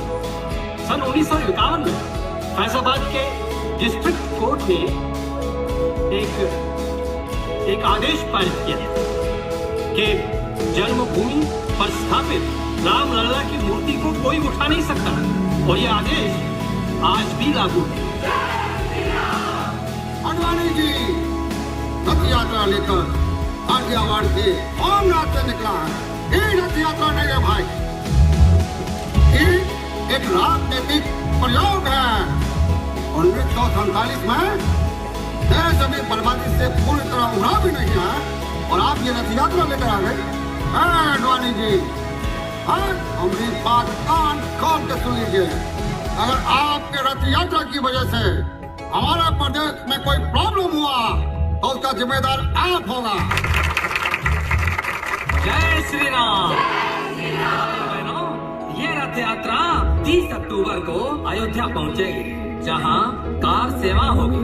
आप सभी राम सेवकों से अनुरोध है कि कार सेवा के लिए अयोध्या पहुंचे।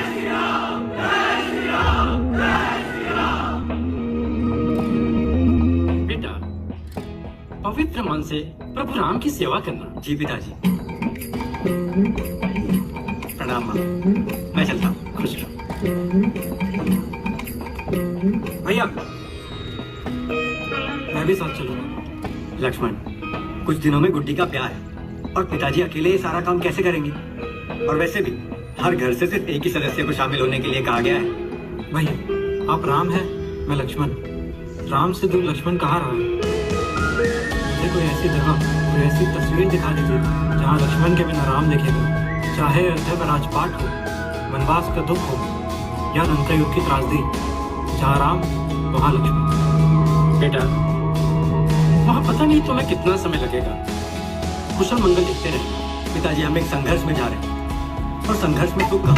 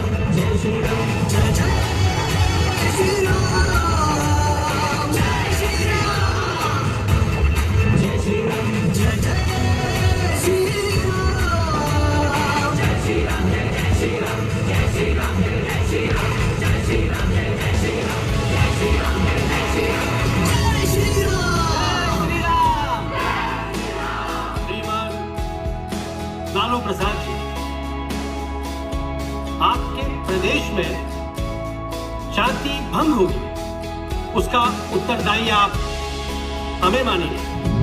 मान लीजिए हमें कोई खेद नहीं है, दुनिया की कोई शक्ति हमें रोक नहीं सकती। जय श्री राम।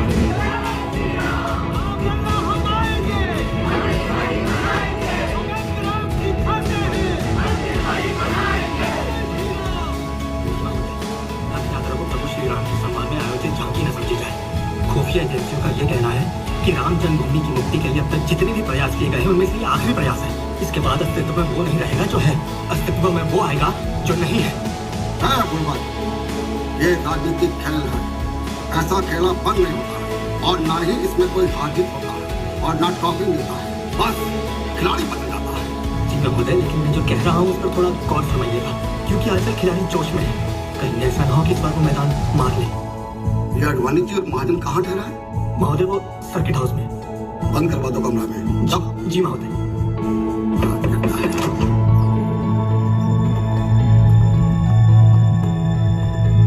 सुप्रभात।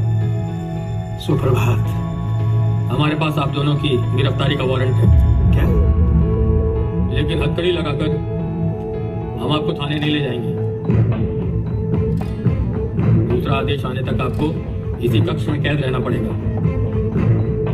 वहाँ पर क्या आरोप है? शांति भंग। शांति भंग? कौन सी शांति भंग की हमने? देखिए, मेरे पास वर्णमाला के प्रथम शब्द से अंतिम शब्द तक ब्यौरा देने का समय नहीं है। इस वारंट में सब कुछ लिखा है, आप पढ़ लीजिएगा। सुनो ऑफिसर,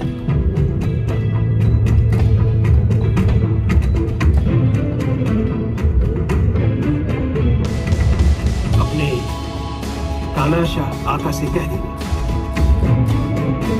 कि तुम्हारी सरकार की ये सजा सिर्फ बड़वानी के लिए नहीं है। तुमने तो मुझे क्या रोक दिया? ये रथ निश्चय ही अपने गंतव्य तक पहुंचेगा। लालू जी, जो काम आपने किया है याद रखिए, ये राम भक्त उसकी सजा देंगे। अगर आपने हमारे नेता को रिहा नहीं किया तो पूरा देश जल उठेगा। रिहा करो अडवाणी जी को, रिहा करो।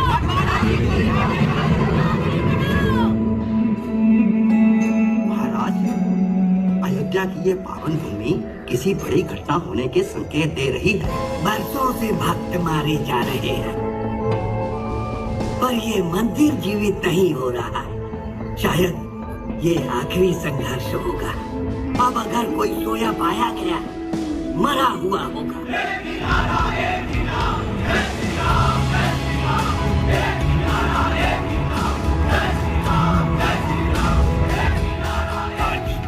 आज सेवा भी समाप्त हो जाएगी और किसी ने भी काशी और मथुरा की चर्चा नहीं की। इस तरह से भगवान राम सबके हैं, भगवान श्री कृष्ण और देवों के देव महादेव भी सबके हैं। कम से कम आश्वासन तो दे दिया होता कि आज सेवा समाप्त होने के बाद सभी काशी और मथुरा की परिक्रमा करेंगे। शंभुनाथ जी, आप मौन क्यों गए? आप कुछ बोलते क्यों नहीं? ये जो हजारों की भीड़ देख रहे हैं ना, ये सिर्फ प्रभु श्री राम का नाम ले रही है। काशी मथुरा अपने मुंह से नहीं बोली है, परंतु इसका अर्थ ये पता भी नहीं है कि ये बात सिर्फ हम दो ही जानते हैं कि औरंगजेब ने काशी और मथुरा को भी आगे आया था। ये भी जानते हैं, इनको भी पता है। किंतु कुछ बोलते क्यों नहीं? कुछ करते क्यों नहीं? बोलेंगे, अवश्य बोलेंगे। शोर उठेगा, सब कुछ हमारा है। ये धूप छांव, ये हरियाली पतझड़, ये सुख संपदा, ये मंदिर शिवालय सब हमारा है। इन आतताइयों के झंडे अवश्य उतारे जाएंगे। किंतु कब? कितनी सदियां और प्रतीक्षा करनी पड़ेगी हमें? संयम रखिए स्वामी जी, पांव पटकने से पायल नहीं टूटती, तांडव करना पड़ता है। हर हर महादेव।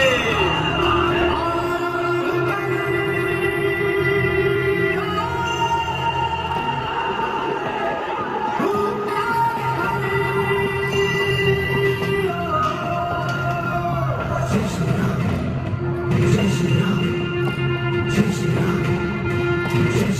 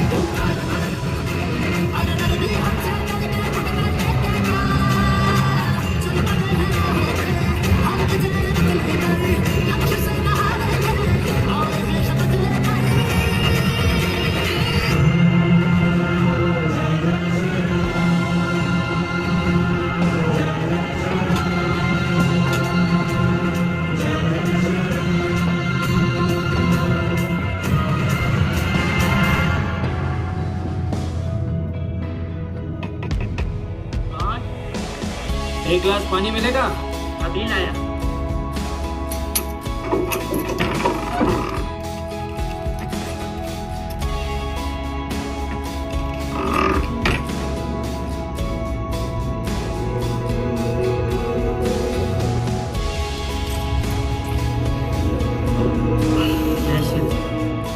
ये घर है तुम्हारा या सरा है? पुश्तैनी घर है मालिक। बहुत बड़ा परिवार है तुम्हारा? घर की क्षमता से ज्यादा? सब प्रभु के सेवक है मालिक। प्रभु के सेवक? या दंगाई? अयोध्या में शांति भंग करने के लिए घर में अशांति फैला रखा है तूने? नहीं नहीं मालिक, सब कार सेवक है। कार सेवक? जी मालिक।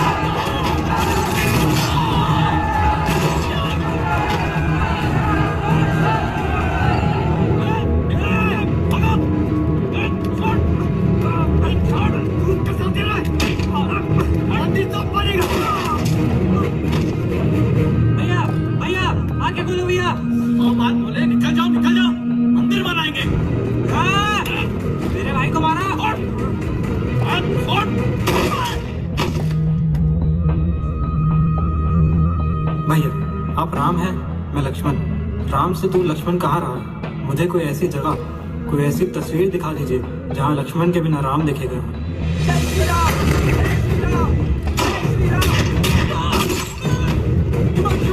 हिमांशु, हिमांशु, भाई मेरे काम करना, ये श्री राम तक पहुँचा देना। हमने जय श्री राम, जय श्री राम।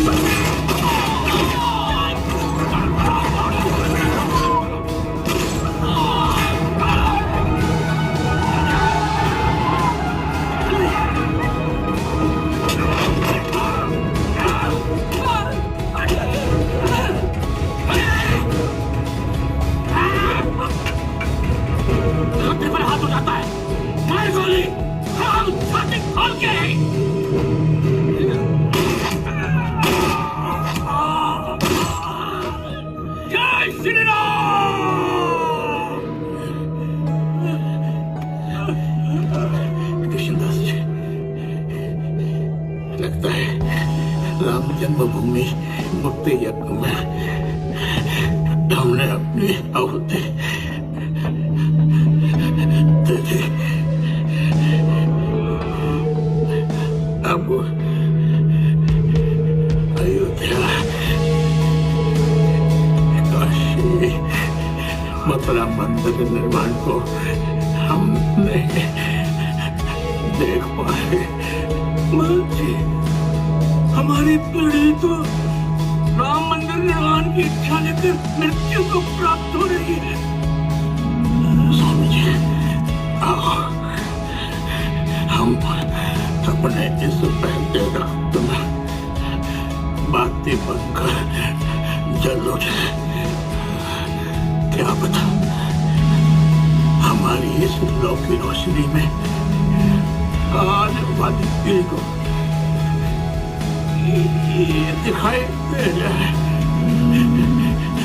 मेरे भोले आपके मुरलीधर और हम सबके श्री राम अपने स्थान की प्रतीक्षा में मेरे भोले। जय श्री राम। हे माता।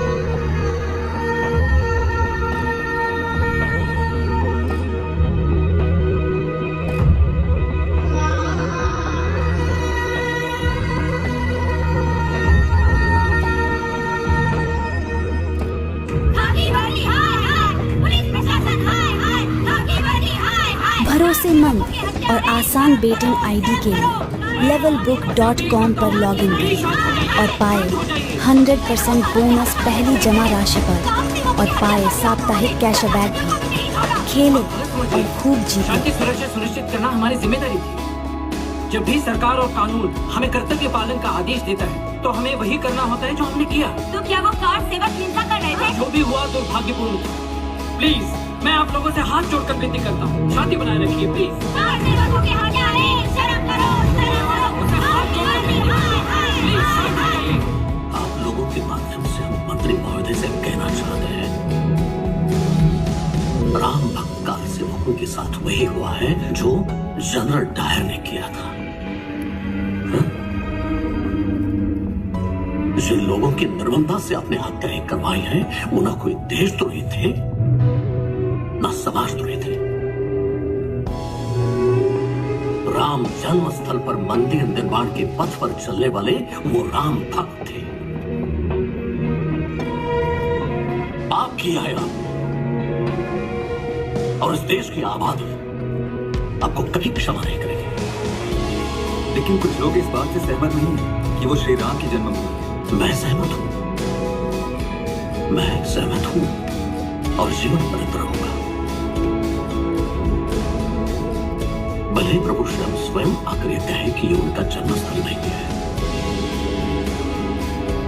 मैं मानने के लिए तैयार नहीं हूं। जय श्री राम। जय श्री राम। मेरी अयोध्या जाने की बहुत इच्छा थी, लेकिन मुझे कहा गया है कि मैं दिल्ली में रुकूं। कार सेवा का अधिकार हमें उच्चतम न्यायालय ने दे रखा था।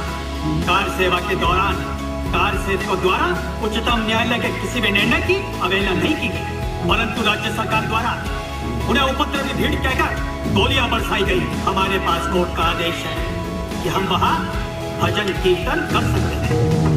भजन कोई एक व्यक्ति तो नहीं कर सकता, भजन सामूहिक होता है और भजन कीर्तन खड़े होकर तो नहीं हो सकता, क्योंकि वहां नुकीले पत्थर है। अब बैठने के लायक बनाने के लिए जमीन को सख्त तो करना पड़ेगा।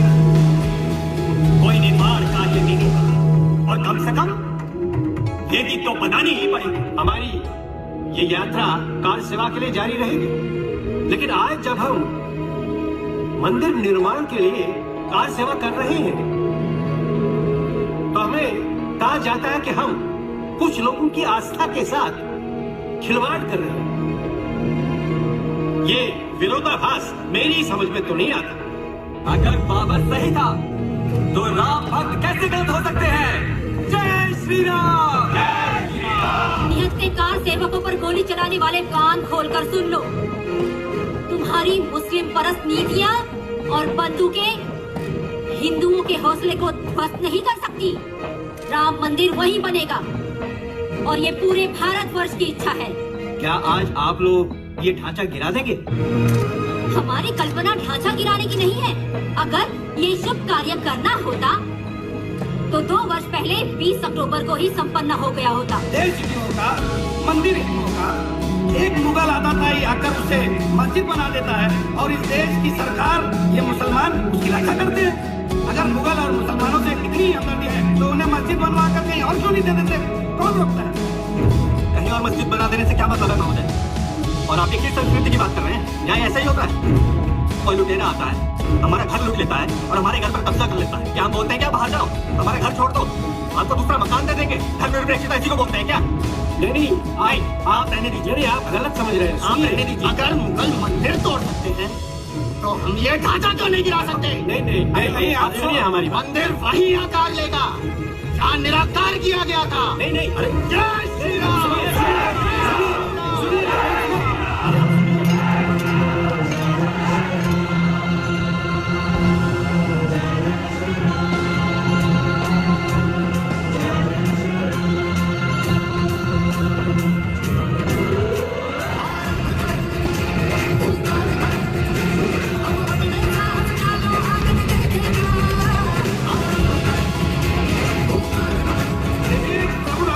हमारा संकल्प है, आप लोगों से प्रार्थना है कि आप अच्छे में छुट्टी में पहुंच जाए। कार्य आरंभ हो चुका है, अब तो ये ढांचा गिराकर ही उतरेंगे। लेकिन घंटी को कोई स्थिति नहीं आनी चाहिए।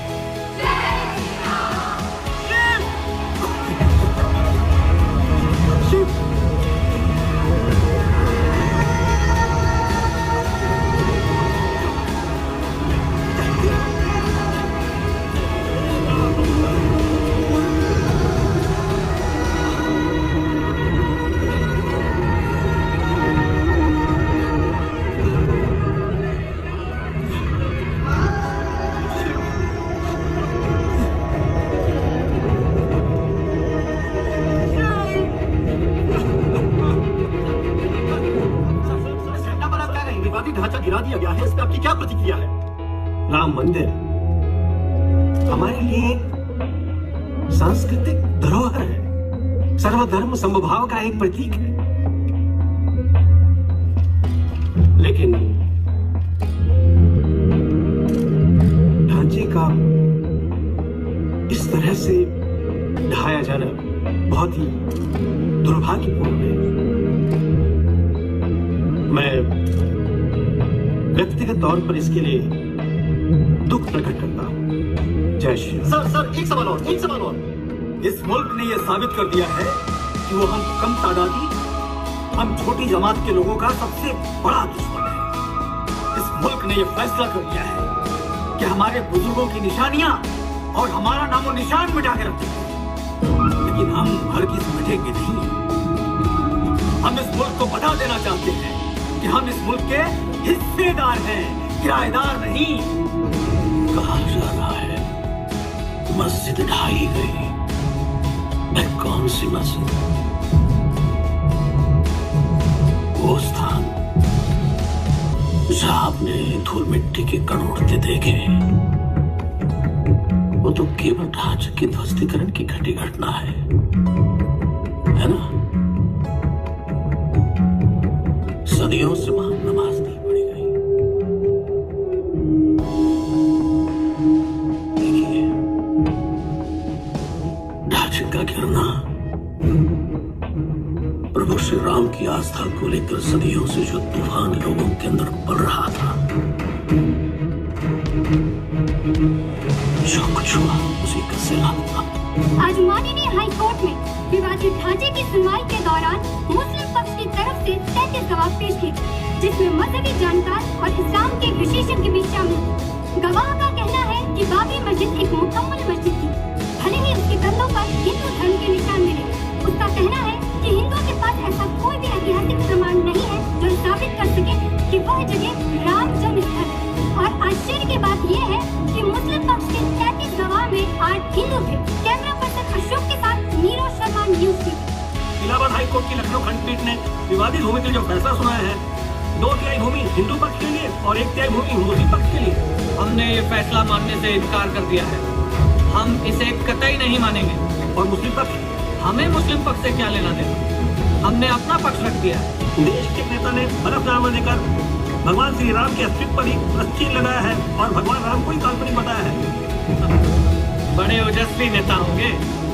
अरे जिसे 5000 साल पुराने श्री राम के अस्तित्व के बारे में मालूम है, उसे क्या 500 साल पुराने बाबर के अस्तित्व की जानकारी नहीं? तो आपका अगला कदम क्या होगा? हमने माननीय सुप्रीम कोर्ट में याचिका दाखिल कर दी है। अगले हफ्ते से लगातार 40 दिन तक सुनवाई होगी। क्या लगता है आपको इसमें? मुझे वही लगता है जो भारत के 100 करोड़ हिंदुओं को लगता है।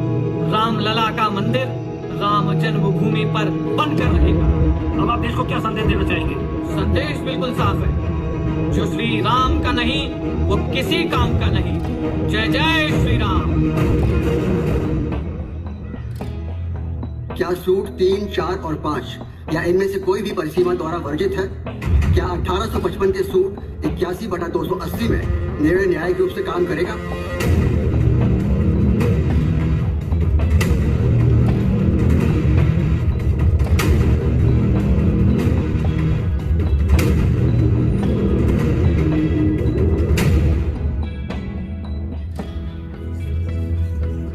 Be seated, please.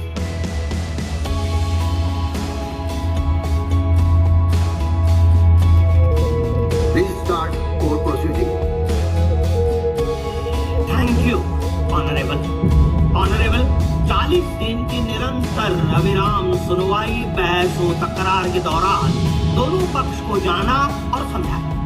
विभिन्न एजेंसियों द्वारा मुहैया कराए गए साक्ष्य और सबूत भी ऑनरेबल बेंच के समक्ष रखे और अब कोई भी प्रश्न उत्तर के लिए शेष नहीं था। अब शेष मात्र ऑनरेबल बेंच का फैसला ही रहा है।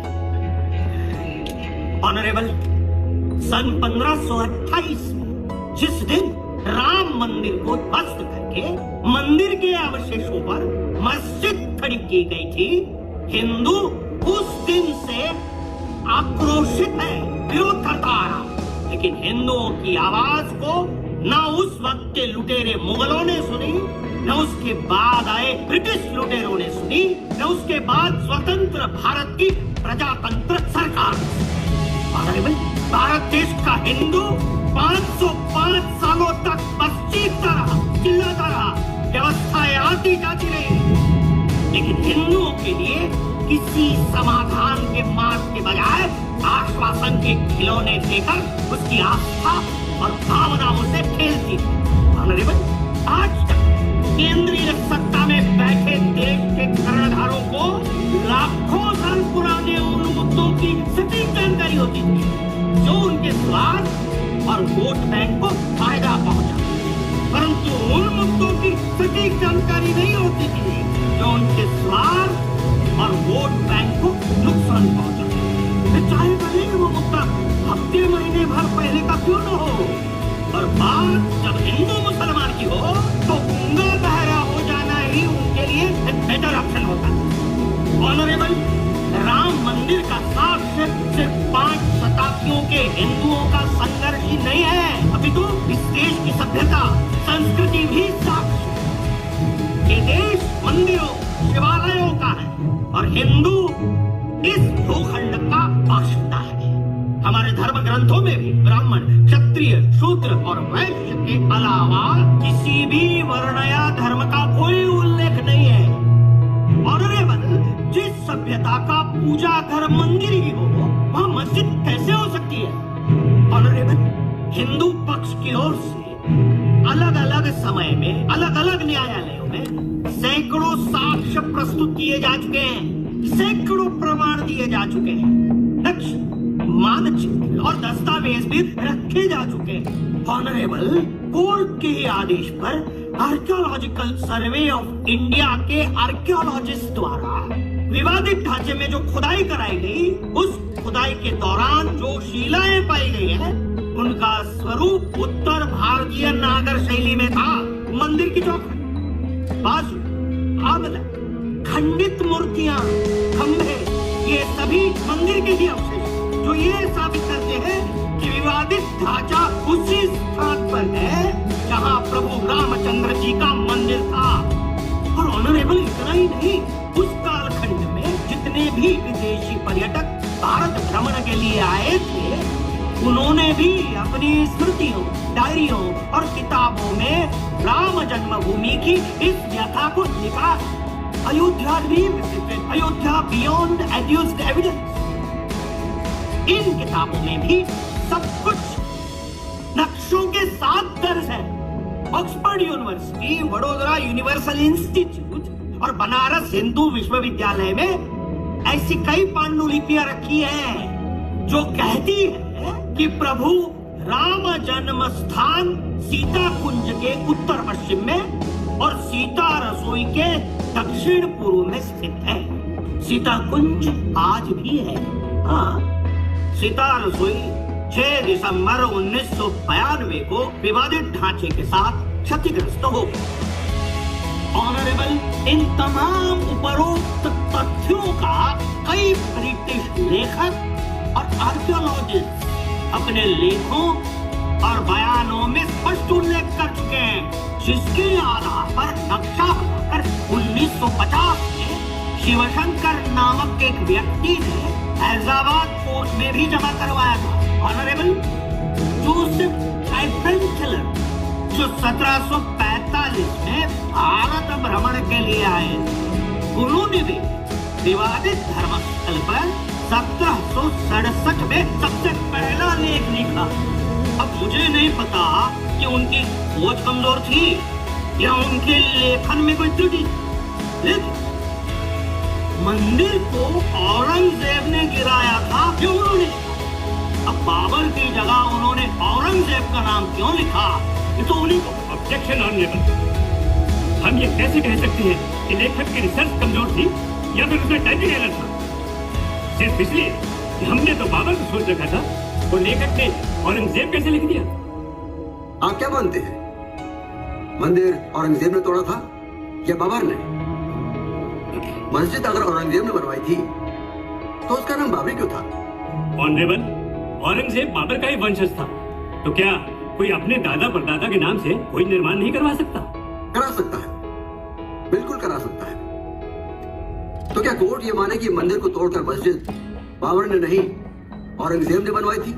इसका मेरे पास कोई प्रमाण नहीं है ऑनरेबल, लेकिन इतिहास ये बताता है कि औरंगजेब एक क्रूर और निर्दयी शासक था। हिंदू मंदिरों और आस्थाघरों की तोड़फोड़ को लेकर उसका नाम जुड़ा हुआ था, लेकिन बाबर एक रहमदिल और दयालु शासक था, सब धर्मों का सम्मान करता था। जिस इतिहास ने आपको ये बताया है कि औरंगजेब ने हिंदुओं के कई मंदिरों को तोड़ा था, उसी इतिहास ने हिंदुओं को बताया है कि राम मंदिर को तोड़वाने का जिम्मेदार बाबर है। मुद्दा ये नहीं है कि मंदिर किसने तोड़ा, बाबर ने, मीर बाकी ने या औरंगजेब ने। मुद्दा ये है क्या बाबरी मस्जिद राम मंदिर को तोड़कर बनवाई गई थी? ऑनरेबल, नो, नहीं, कभी किसी मुगल शासक ने कोई मंदिर नहीं तोड़ा। ये मूवी levelbook.com द्वारा प्रस्तुत की गई है। एक विवाद है जो हनुमानगढ़ी से जुड़ा हुआ, जिसे ना जाने किस स्वार्थ के तहत सन 1949 में पैदा किया गया। ऑनरेबल, सन 1949 ये वो कालखंड था जब देश आजाद हो चुका था। ना ही दमनकारी मुगल शासक थे और ना ही मुद्दों को नजरअंदाज करने वाली ब्रिटिश हुकूमत, कंपनी सरकार। देश की अपनी एक धर्मनिरपेक्ष सरकार थी, अपना कानून था। अगर इस मुद्दे में जरा सी भी सच्चाई होती तो संज्ञान ले लिया गया होता, मगर ऐसा नहीं हुआ। इस मुद्दे को सिर्फ एक विवाद ही माना गया, लेकिन विवाद था तो बिना खून खराबे के शांत कैसे होता। इसकी परवरिश जारी रही, इसे जिंदा रखा गया और फिर सन 1980 के दशक में हिंदू राष्ट्रवादी संघ परिवार से संबंधित विश्व हिंदू परिषद ने राम जन्मभूमि, जिसका ना कोई सटीक प्रमाण ना कोई सटीक नक्शा था, उस भूमि को अधिग्रहण करने के लिए एक आंदोलन शुरू कर दिया और रामलला को समर्पित एक मंदिर बनाने की पहल की। नवंबर सन 1989 बीएचपी और भारतीय जनता पार्टी 1.5 लाख स्वयंसेवकों के साथ, जिन्हें कार सेवक का नाम दिया गया था, उनको लेकर एक रैली का आयोजन करते। रैली हिंसक हो जाती है ऑनरेबल और सुरक्षा बलों पर हावी होकर मस्जिद को ध्वस्त कर देती है। नतीजा, हिंदू मुसलमानों के बीच महीनों दंगे होते हैं, हजारों लोग मारे जाते हैं। पूरे महाद्वीप में, खासकर बांग्लादेश और पाकिस्तान में, वहाँ के अल्पसंख्यक हिंदुओं को मारा जाता है, उनके घर फूके जाते हैं और दर्जनों मंदिर ध्वस्त कर दिए जाते हैं। सन 1989 से आज 2019, इन 30 सालों में 30 बार बारिश हुई, लेकिन विवाद की वो आग नहीं बुझी और अब फिर उसे हवा दी जाती है। ऑनरेबल, कहीं कोई विवाद नहीं। बाबरी मुगल शासकों के द्वारा बनाई गई एक मस्जिद थी जो दुर्भाग्य से तोड़ दी गई। उसे दोबारा उसी शक्ल में लाने के लिए कोर्ट और सरकार को मदद करने की जरूरत है, ताकि हमारी धर्मनिरपेक्षता की मशाल रोशन रहे। ऑनरेबल, ये हिंदू जिस मुद्दे को कोर्ट में लेकर आए हैं, उस मुद्दे को तो खुद कुछ हिंदू मनगढ़ंत, अस्तित्वहीन और काल्पनिक मानते हैं। Objection honourable. कुछ हिंदू ऑनरेबल, कुछ हिंदुओं ने तो पृथ्वीराज चौहान के खिलाफ जयचंद्र बनकर मोहम्मद घोरी का भी साथ दिया था। कुछ हिंदू इस्लामिक आक्रांताओं की सेनाओं में भी भर्ती थे और भारत सिर्फ कुछ हिंदुओं का नहीं, संपूर्ण भारत हिंदू था और प्रभु रामचंद्र कुछ हिंदुओं की कल्पना मात्र नहीं है, संपूर्ण हिंदुओं की आस्था है। इस देश में पहले सिर्फ हिंदू था, उसकी आस्था थी, उसके इष्ट थे, संस्कार, सभ्यता, सनातन और साधुमय संपदा थी। फिर विदेशी लुटेरों की नजर पड़ती है और हिंदुओं की संस्कृति तक लूट ली जाती है। ऑनरेबल, सनातन और इस्लाम का कभी कोई नाता नहीं था। दोनों का परिचय युद्ध के मैदान में ही हुआ था। 1519 से 1526 तक एक उज्बेकिस्तान मंगोल आक्रांता जहीरुद्दीन मोहम्मद बाबर कुछ तुर्क और कबीलाई लुटेरों के साथ यहाँ हिंदुस्तान में आता है, लूट मचाता है और चला जाता है। 1526 में उसने हिंदुस्तान को अपना आशियाना बना दिया था और फिर शुरू हुआ लूट का तांडव। और ये खेल आक्रांताओं की नस्ल दर नस्ल खेलती ही रही है। हिंदुओं को हिंदू बनाए रखने वाला कोई नहीं था सिवाय उनकी अपनी आस्था की, शिव, राम और कृष्ण। ऑनरेबल, हिंदू अपनी आस्था को बचाने के लिए संघर्ष कर रहा है। मैं चाहूंगा कि न्यायालय हिंदुओं के संघर्ष की सीमा तय करे। और संविधान में लिखा है सब कुछ बदला जा सकता है, देश का नाम, संस्कृति, पूजा पद्धति, सब कुछ। अगर सब कुछ बदला जा सकता है तो संविधान भी बदला जा सकता है। इस हिंदुस्तान में हिंदुओं ने बहुत सहा और पीढ़ी दर पीढ़ी गुलाम रहा। हमारे बौद्ध और सिख भाइयों को हमसे अलग करके हिंदुओं की संख्या कम की, हिंदुओं के मुंह से श्लोक छीनकर तलवार की नोक पर उन्हें कलमे पढ़ाए गए। कहा जाता है हिंदू सहनशील, संवेदनशील। हिंदू सहनशील था, है। हिंदुओं को डरपोक बनाया गया है कि भले ब्रिटिशों से न डरो, लेकिन तुम्हें बाबर औरंगजेब के दुष्कृत्यों और उनके हरकतों का सम्मान करना ही होगा। ये डर आत्मग्लानि का कारण न बने, इसलिए इसको सहनशीलता का मुलम्मा पहनाया गया था। और देश के कर्णधार बेखौफ ऐलान करते हैं कि देश के संसाधनों पर पहले मुसलमानों का हक है। इस लेवल का तुष्टीकरण।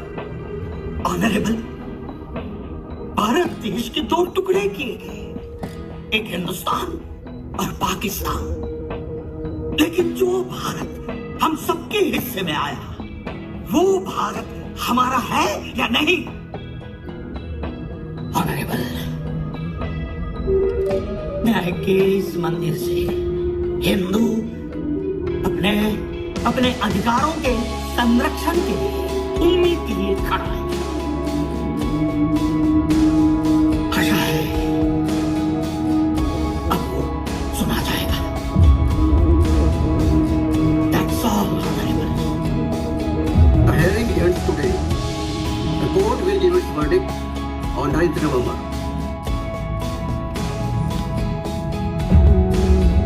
सभी धर्मों के लोगों से अपील है कि सुप्रीम कोर्ट का जो भी फैसला आए सबको स्वीकार करना है।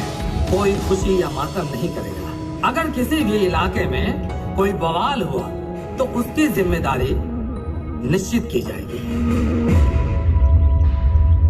मैं श्री राम को नमन करता हूँ। श्री राम जो परमात्मा है, जिनकी आंखें कमल के समान है, अलसी के फूल भांति जिनकी श्याम कांति है, जिन्होंने रावण का वध किया है। अयोध्या पूरी परम पवित्र है। पापी मनुष्यों को इसकी प्राप्ति कठिन है। उस अयोध्या की यात्रा करना कौन पसंद नहीं करेगा, जिसमें साक्षात भगवान श्री राम निवास करते हैं। बाबरी मस्जिद का निर्माण किसी खाली जगह पर नहीं किया गया। जहाँ मस्जिद बनाई गई थी, वहाँ जमीन के नीचे जो ढांचा मिला था वो इस्लामिक नहीं था, जिसका प्रमाण भारतीय पुरातत्व द्वारा प्रस्तुत साक्ष्य सामग्री है। मुस्लिम पक्ष अपना दावा साबित करने में नाकाम रहा।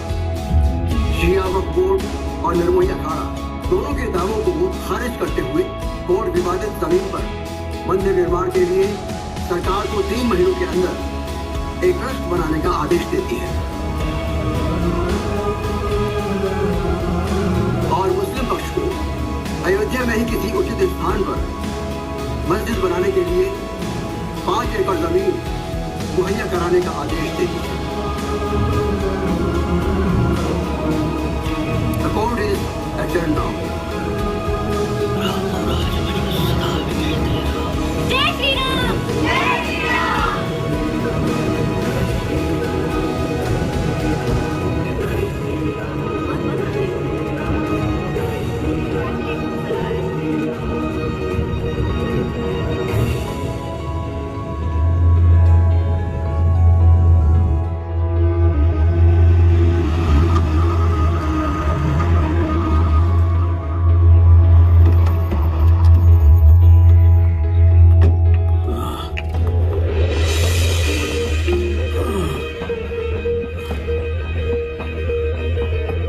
भाई अखाड़ा खाली क्यों है? प्रभु जी आगे, सब लोग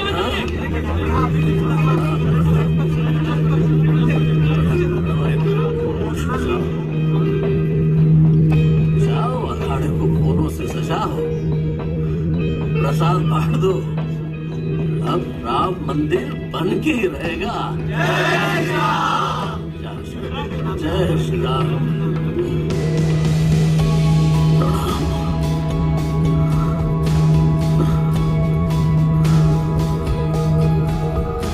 रघुनंदन,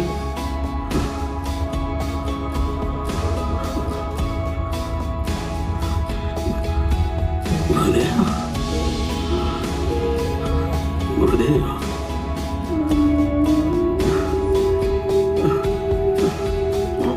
शरण प्रणाम गुरुदेव।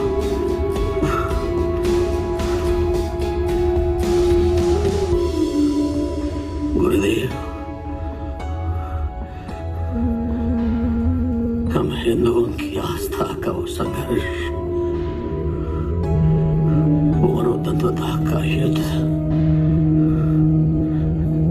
जिसके रणभूमि पे आज तक हिंदू अपने तन मन और मस्तिष्क से लड़ता रहा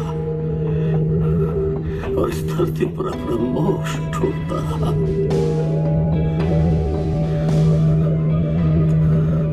गुरुदेव,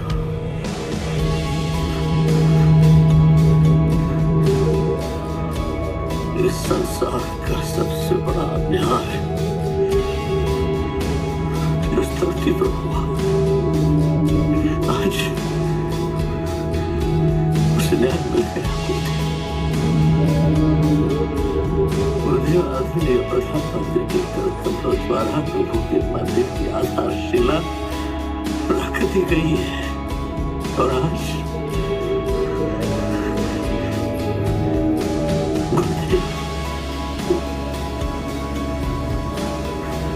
आप मुझे सुन पा रहे हैं ना? सुन पा रहे ना गुरुदेव? हाँ रघुनंदन, इस शुभ संदेश से मेरा मन आनंदित हो गया है। तुम्हारे आने से पहले भूमि पूजन के लिए हो रही यज्ञ की गई, उसकी पावन अग्नि में फलती आहुतियों की महक मुझ तक ये संदेश पहुंचा चुकी थी। मैंने देखा है वो कर्मयोगी जिसने प्रभु श्री राम के मंदिर की आधारशिला रखी है। मैं उसका हृदय से आभार और अभिनंदन करता हूँ। गुरुदेव, अयोध्या और प्रभु श्री राम एक दूसरे के पर्याय है। हिंदू सभ्यता की आनंद ऋतु इस संसार में 505 वर्षों बाद आई है गुरुदेव। आज 5 अगस्त को मंदिर निर्माण के लिए भूमि पूजन हो गया गुरुदेव। 6 दिसंबर, 9 नवंबर और 5 अगस्त 505 वर्षों में 505 बार आ चुकी, परंतु फलीभूत आज हुई गुरुदेव। 6, 9 और 5 ये तारीखों के अंक श्री राम में आस्था रखने वालों के लिए पवित्र बन गए हैं। जी गुरुदेव। रघुनंदन, मेरे जीवन की 3 अभिलाषाएं हैं गुरुदेव। पहली है राम मंदिर, कृष्ण मंदिर और काशी विश्वनाथ मंदिर का पुनरुद्धार। दूसरी अभिलाषा है भारतवर्ष में गौ हत्या पूर्णतया बंद हो। और तीसरी अभिलाषा है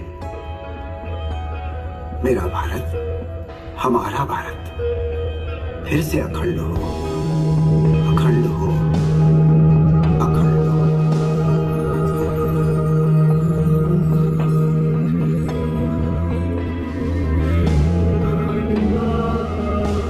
गुरुदेव, यह सभी भी आका होगा गुरुदेव, यह सत्य भी साकार होगा और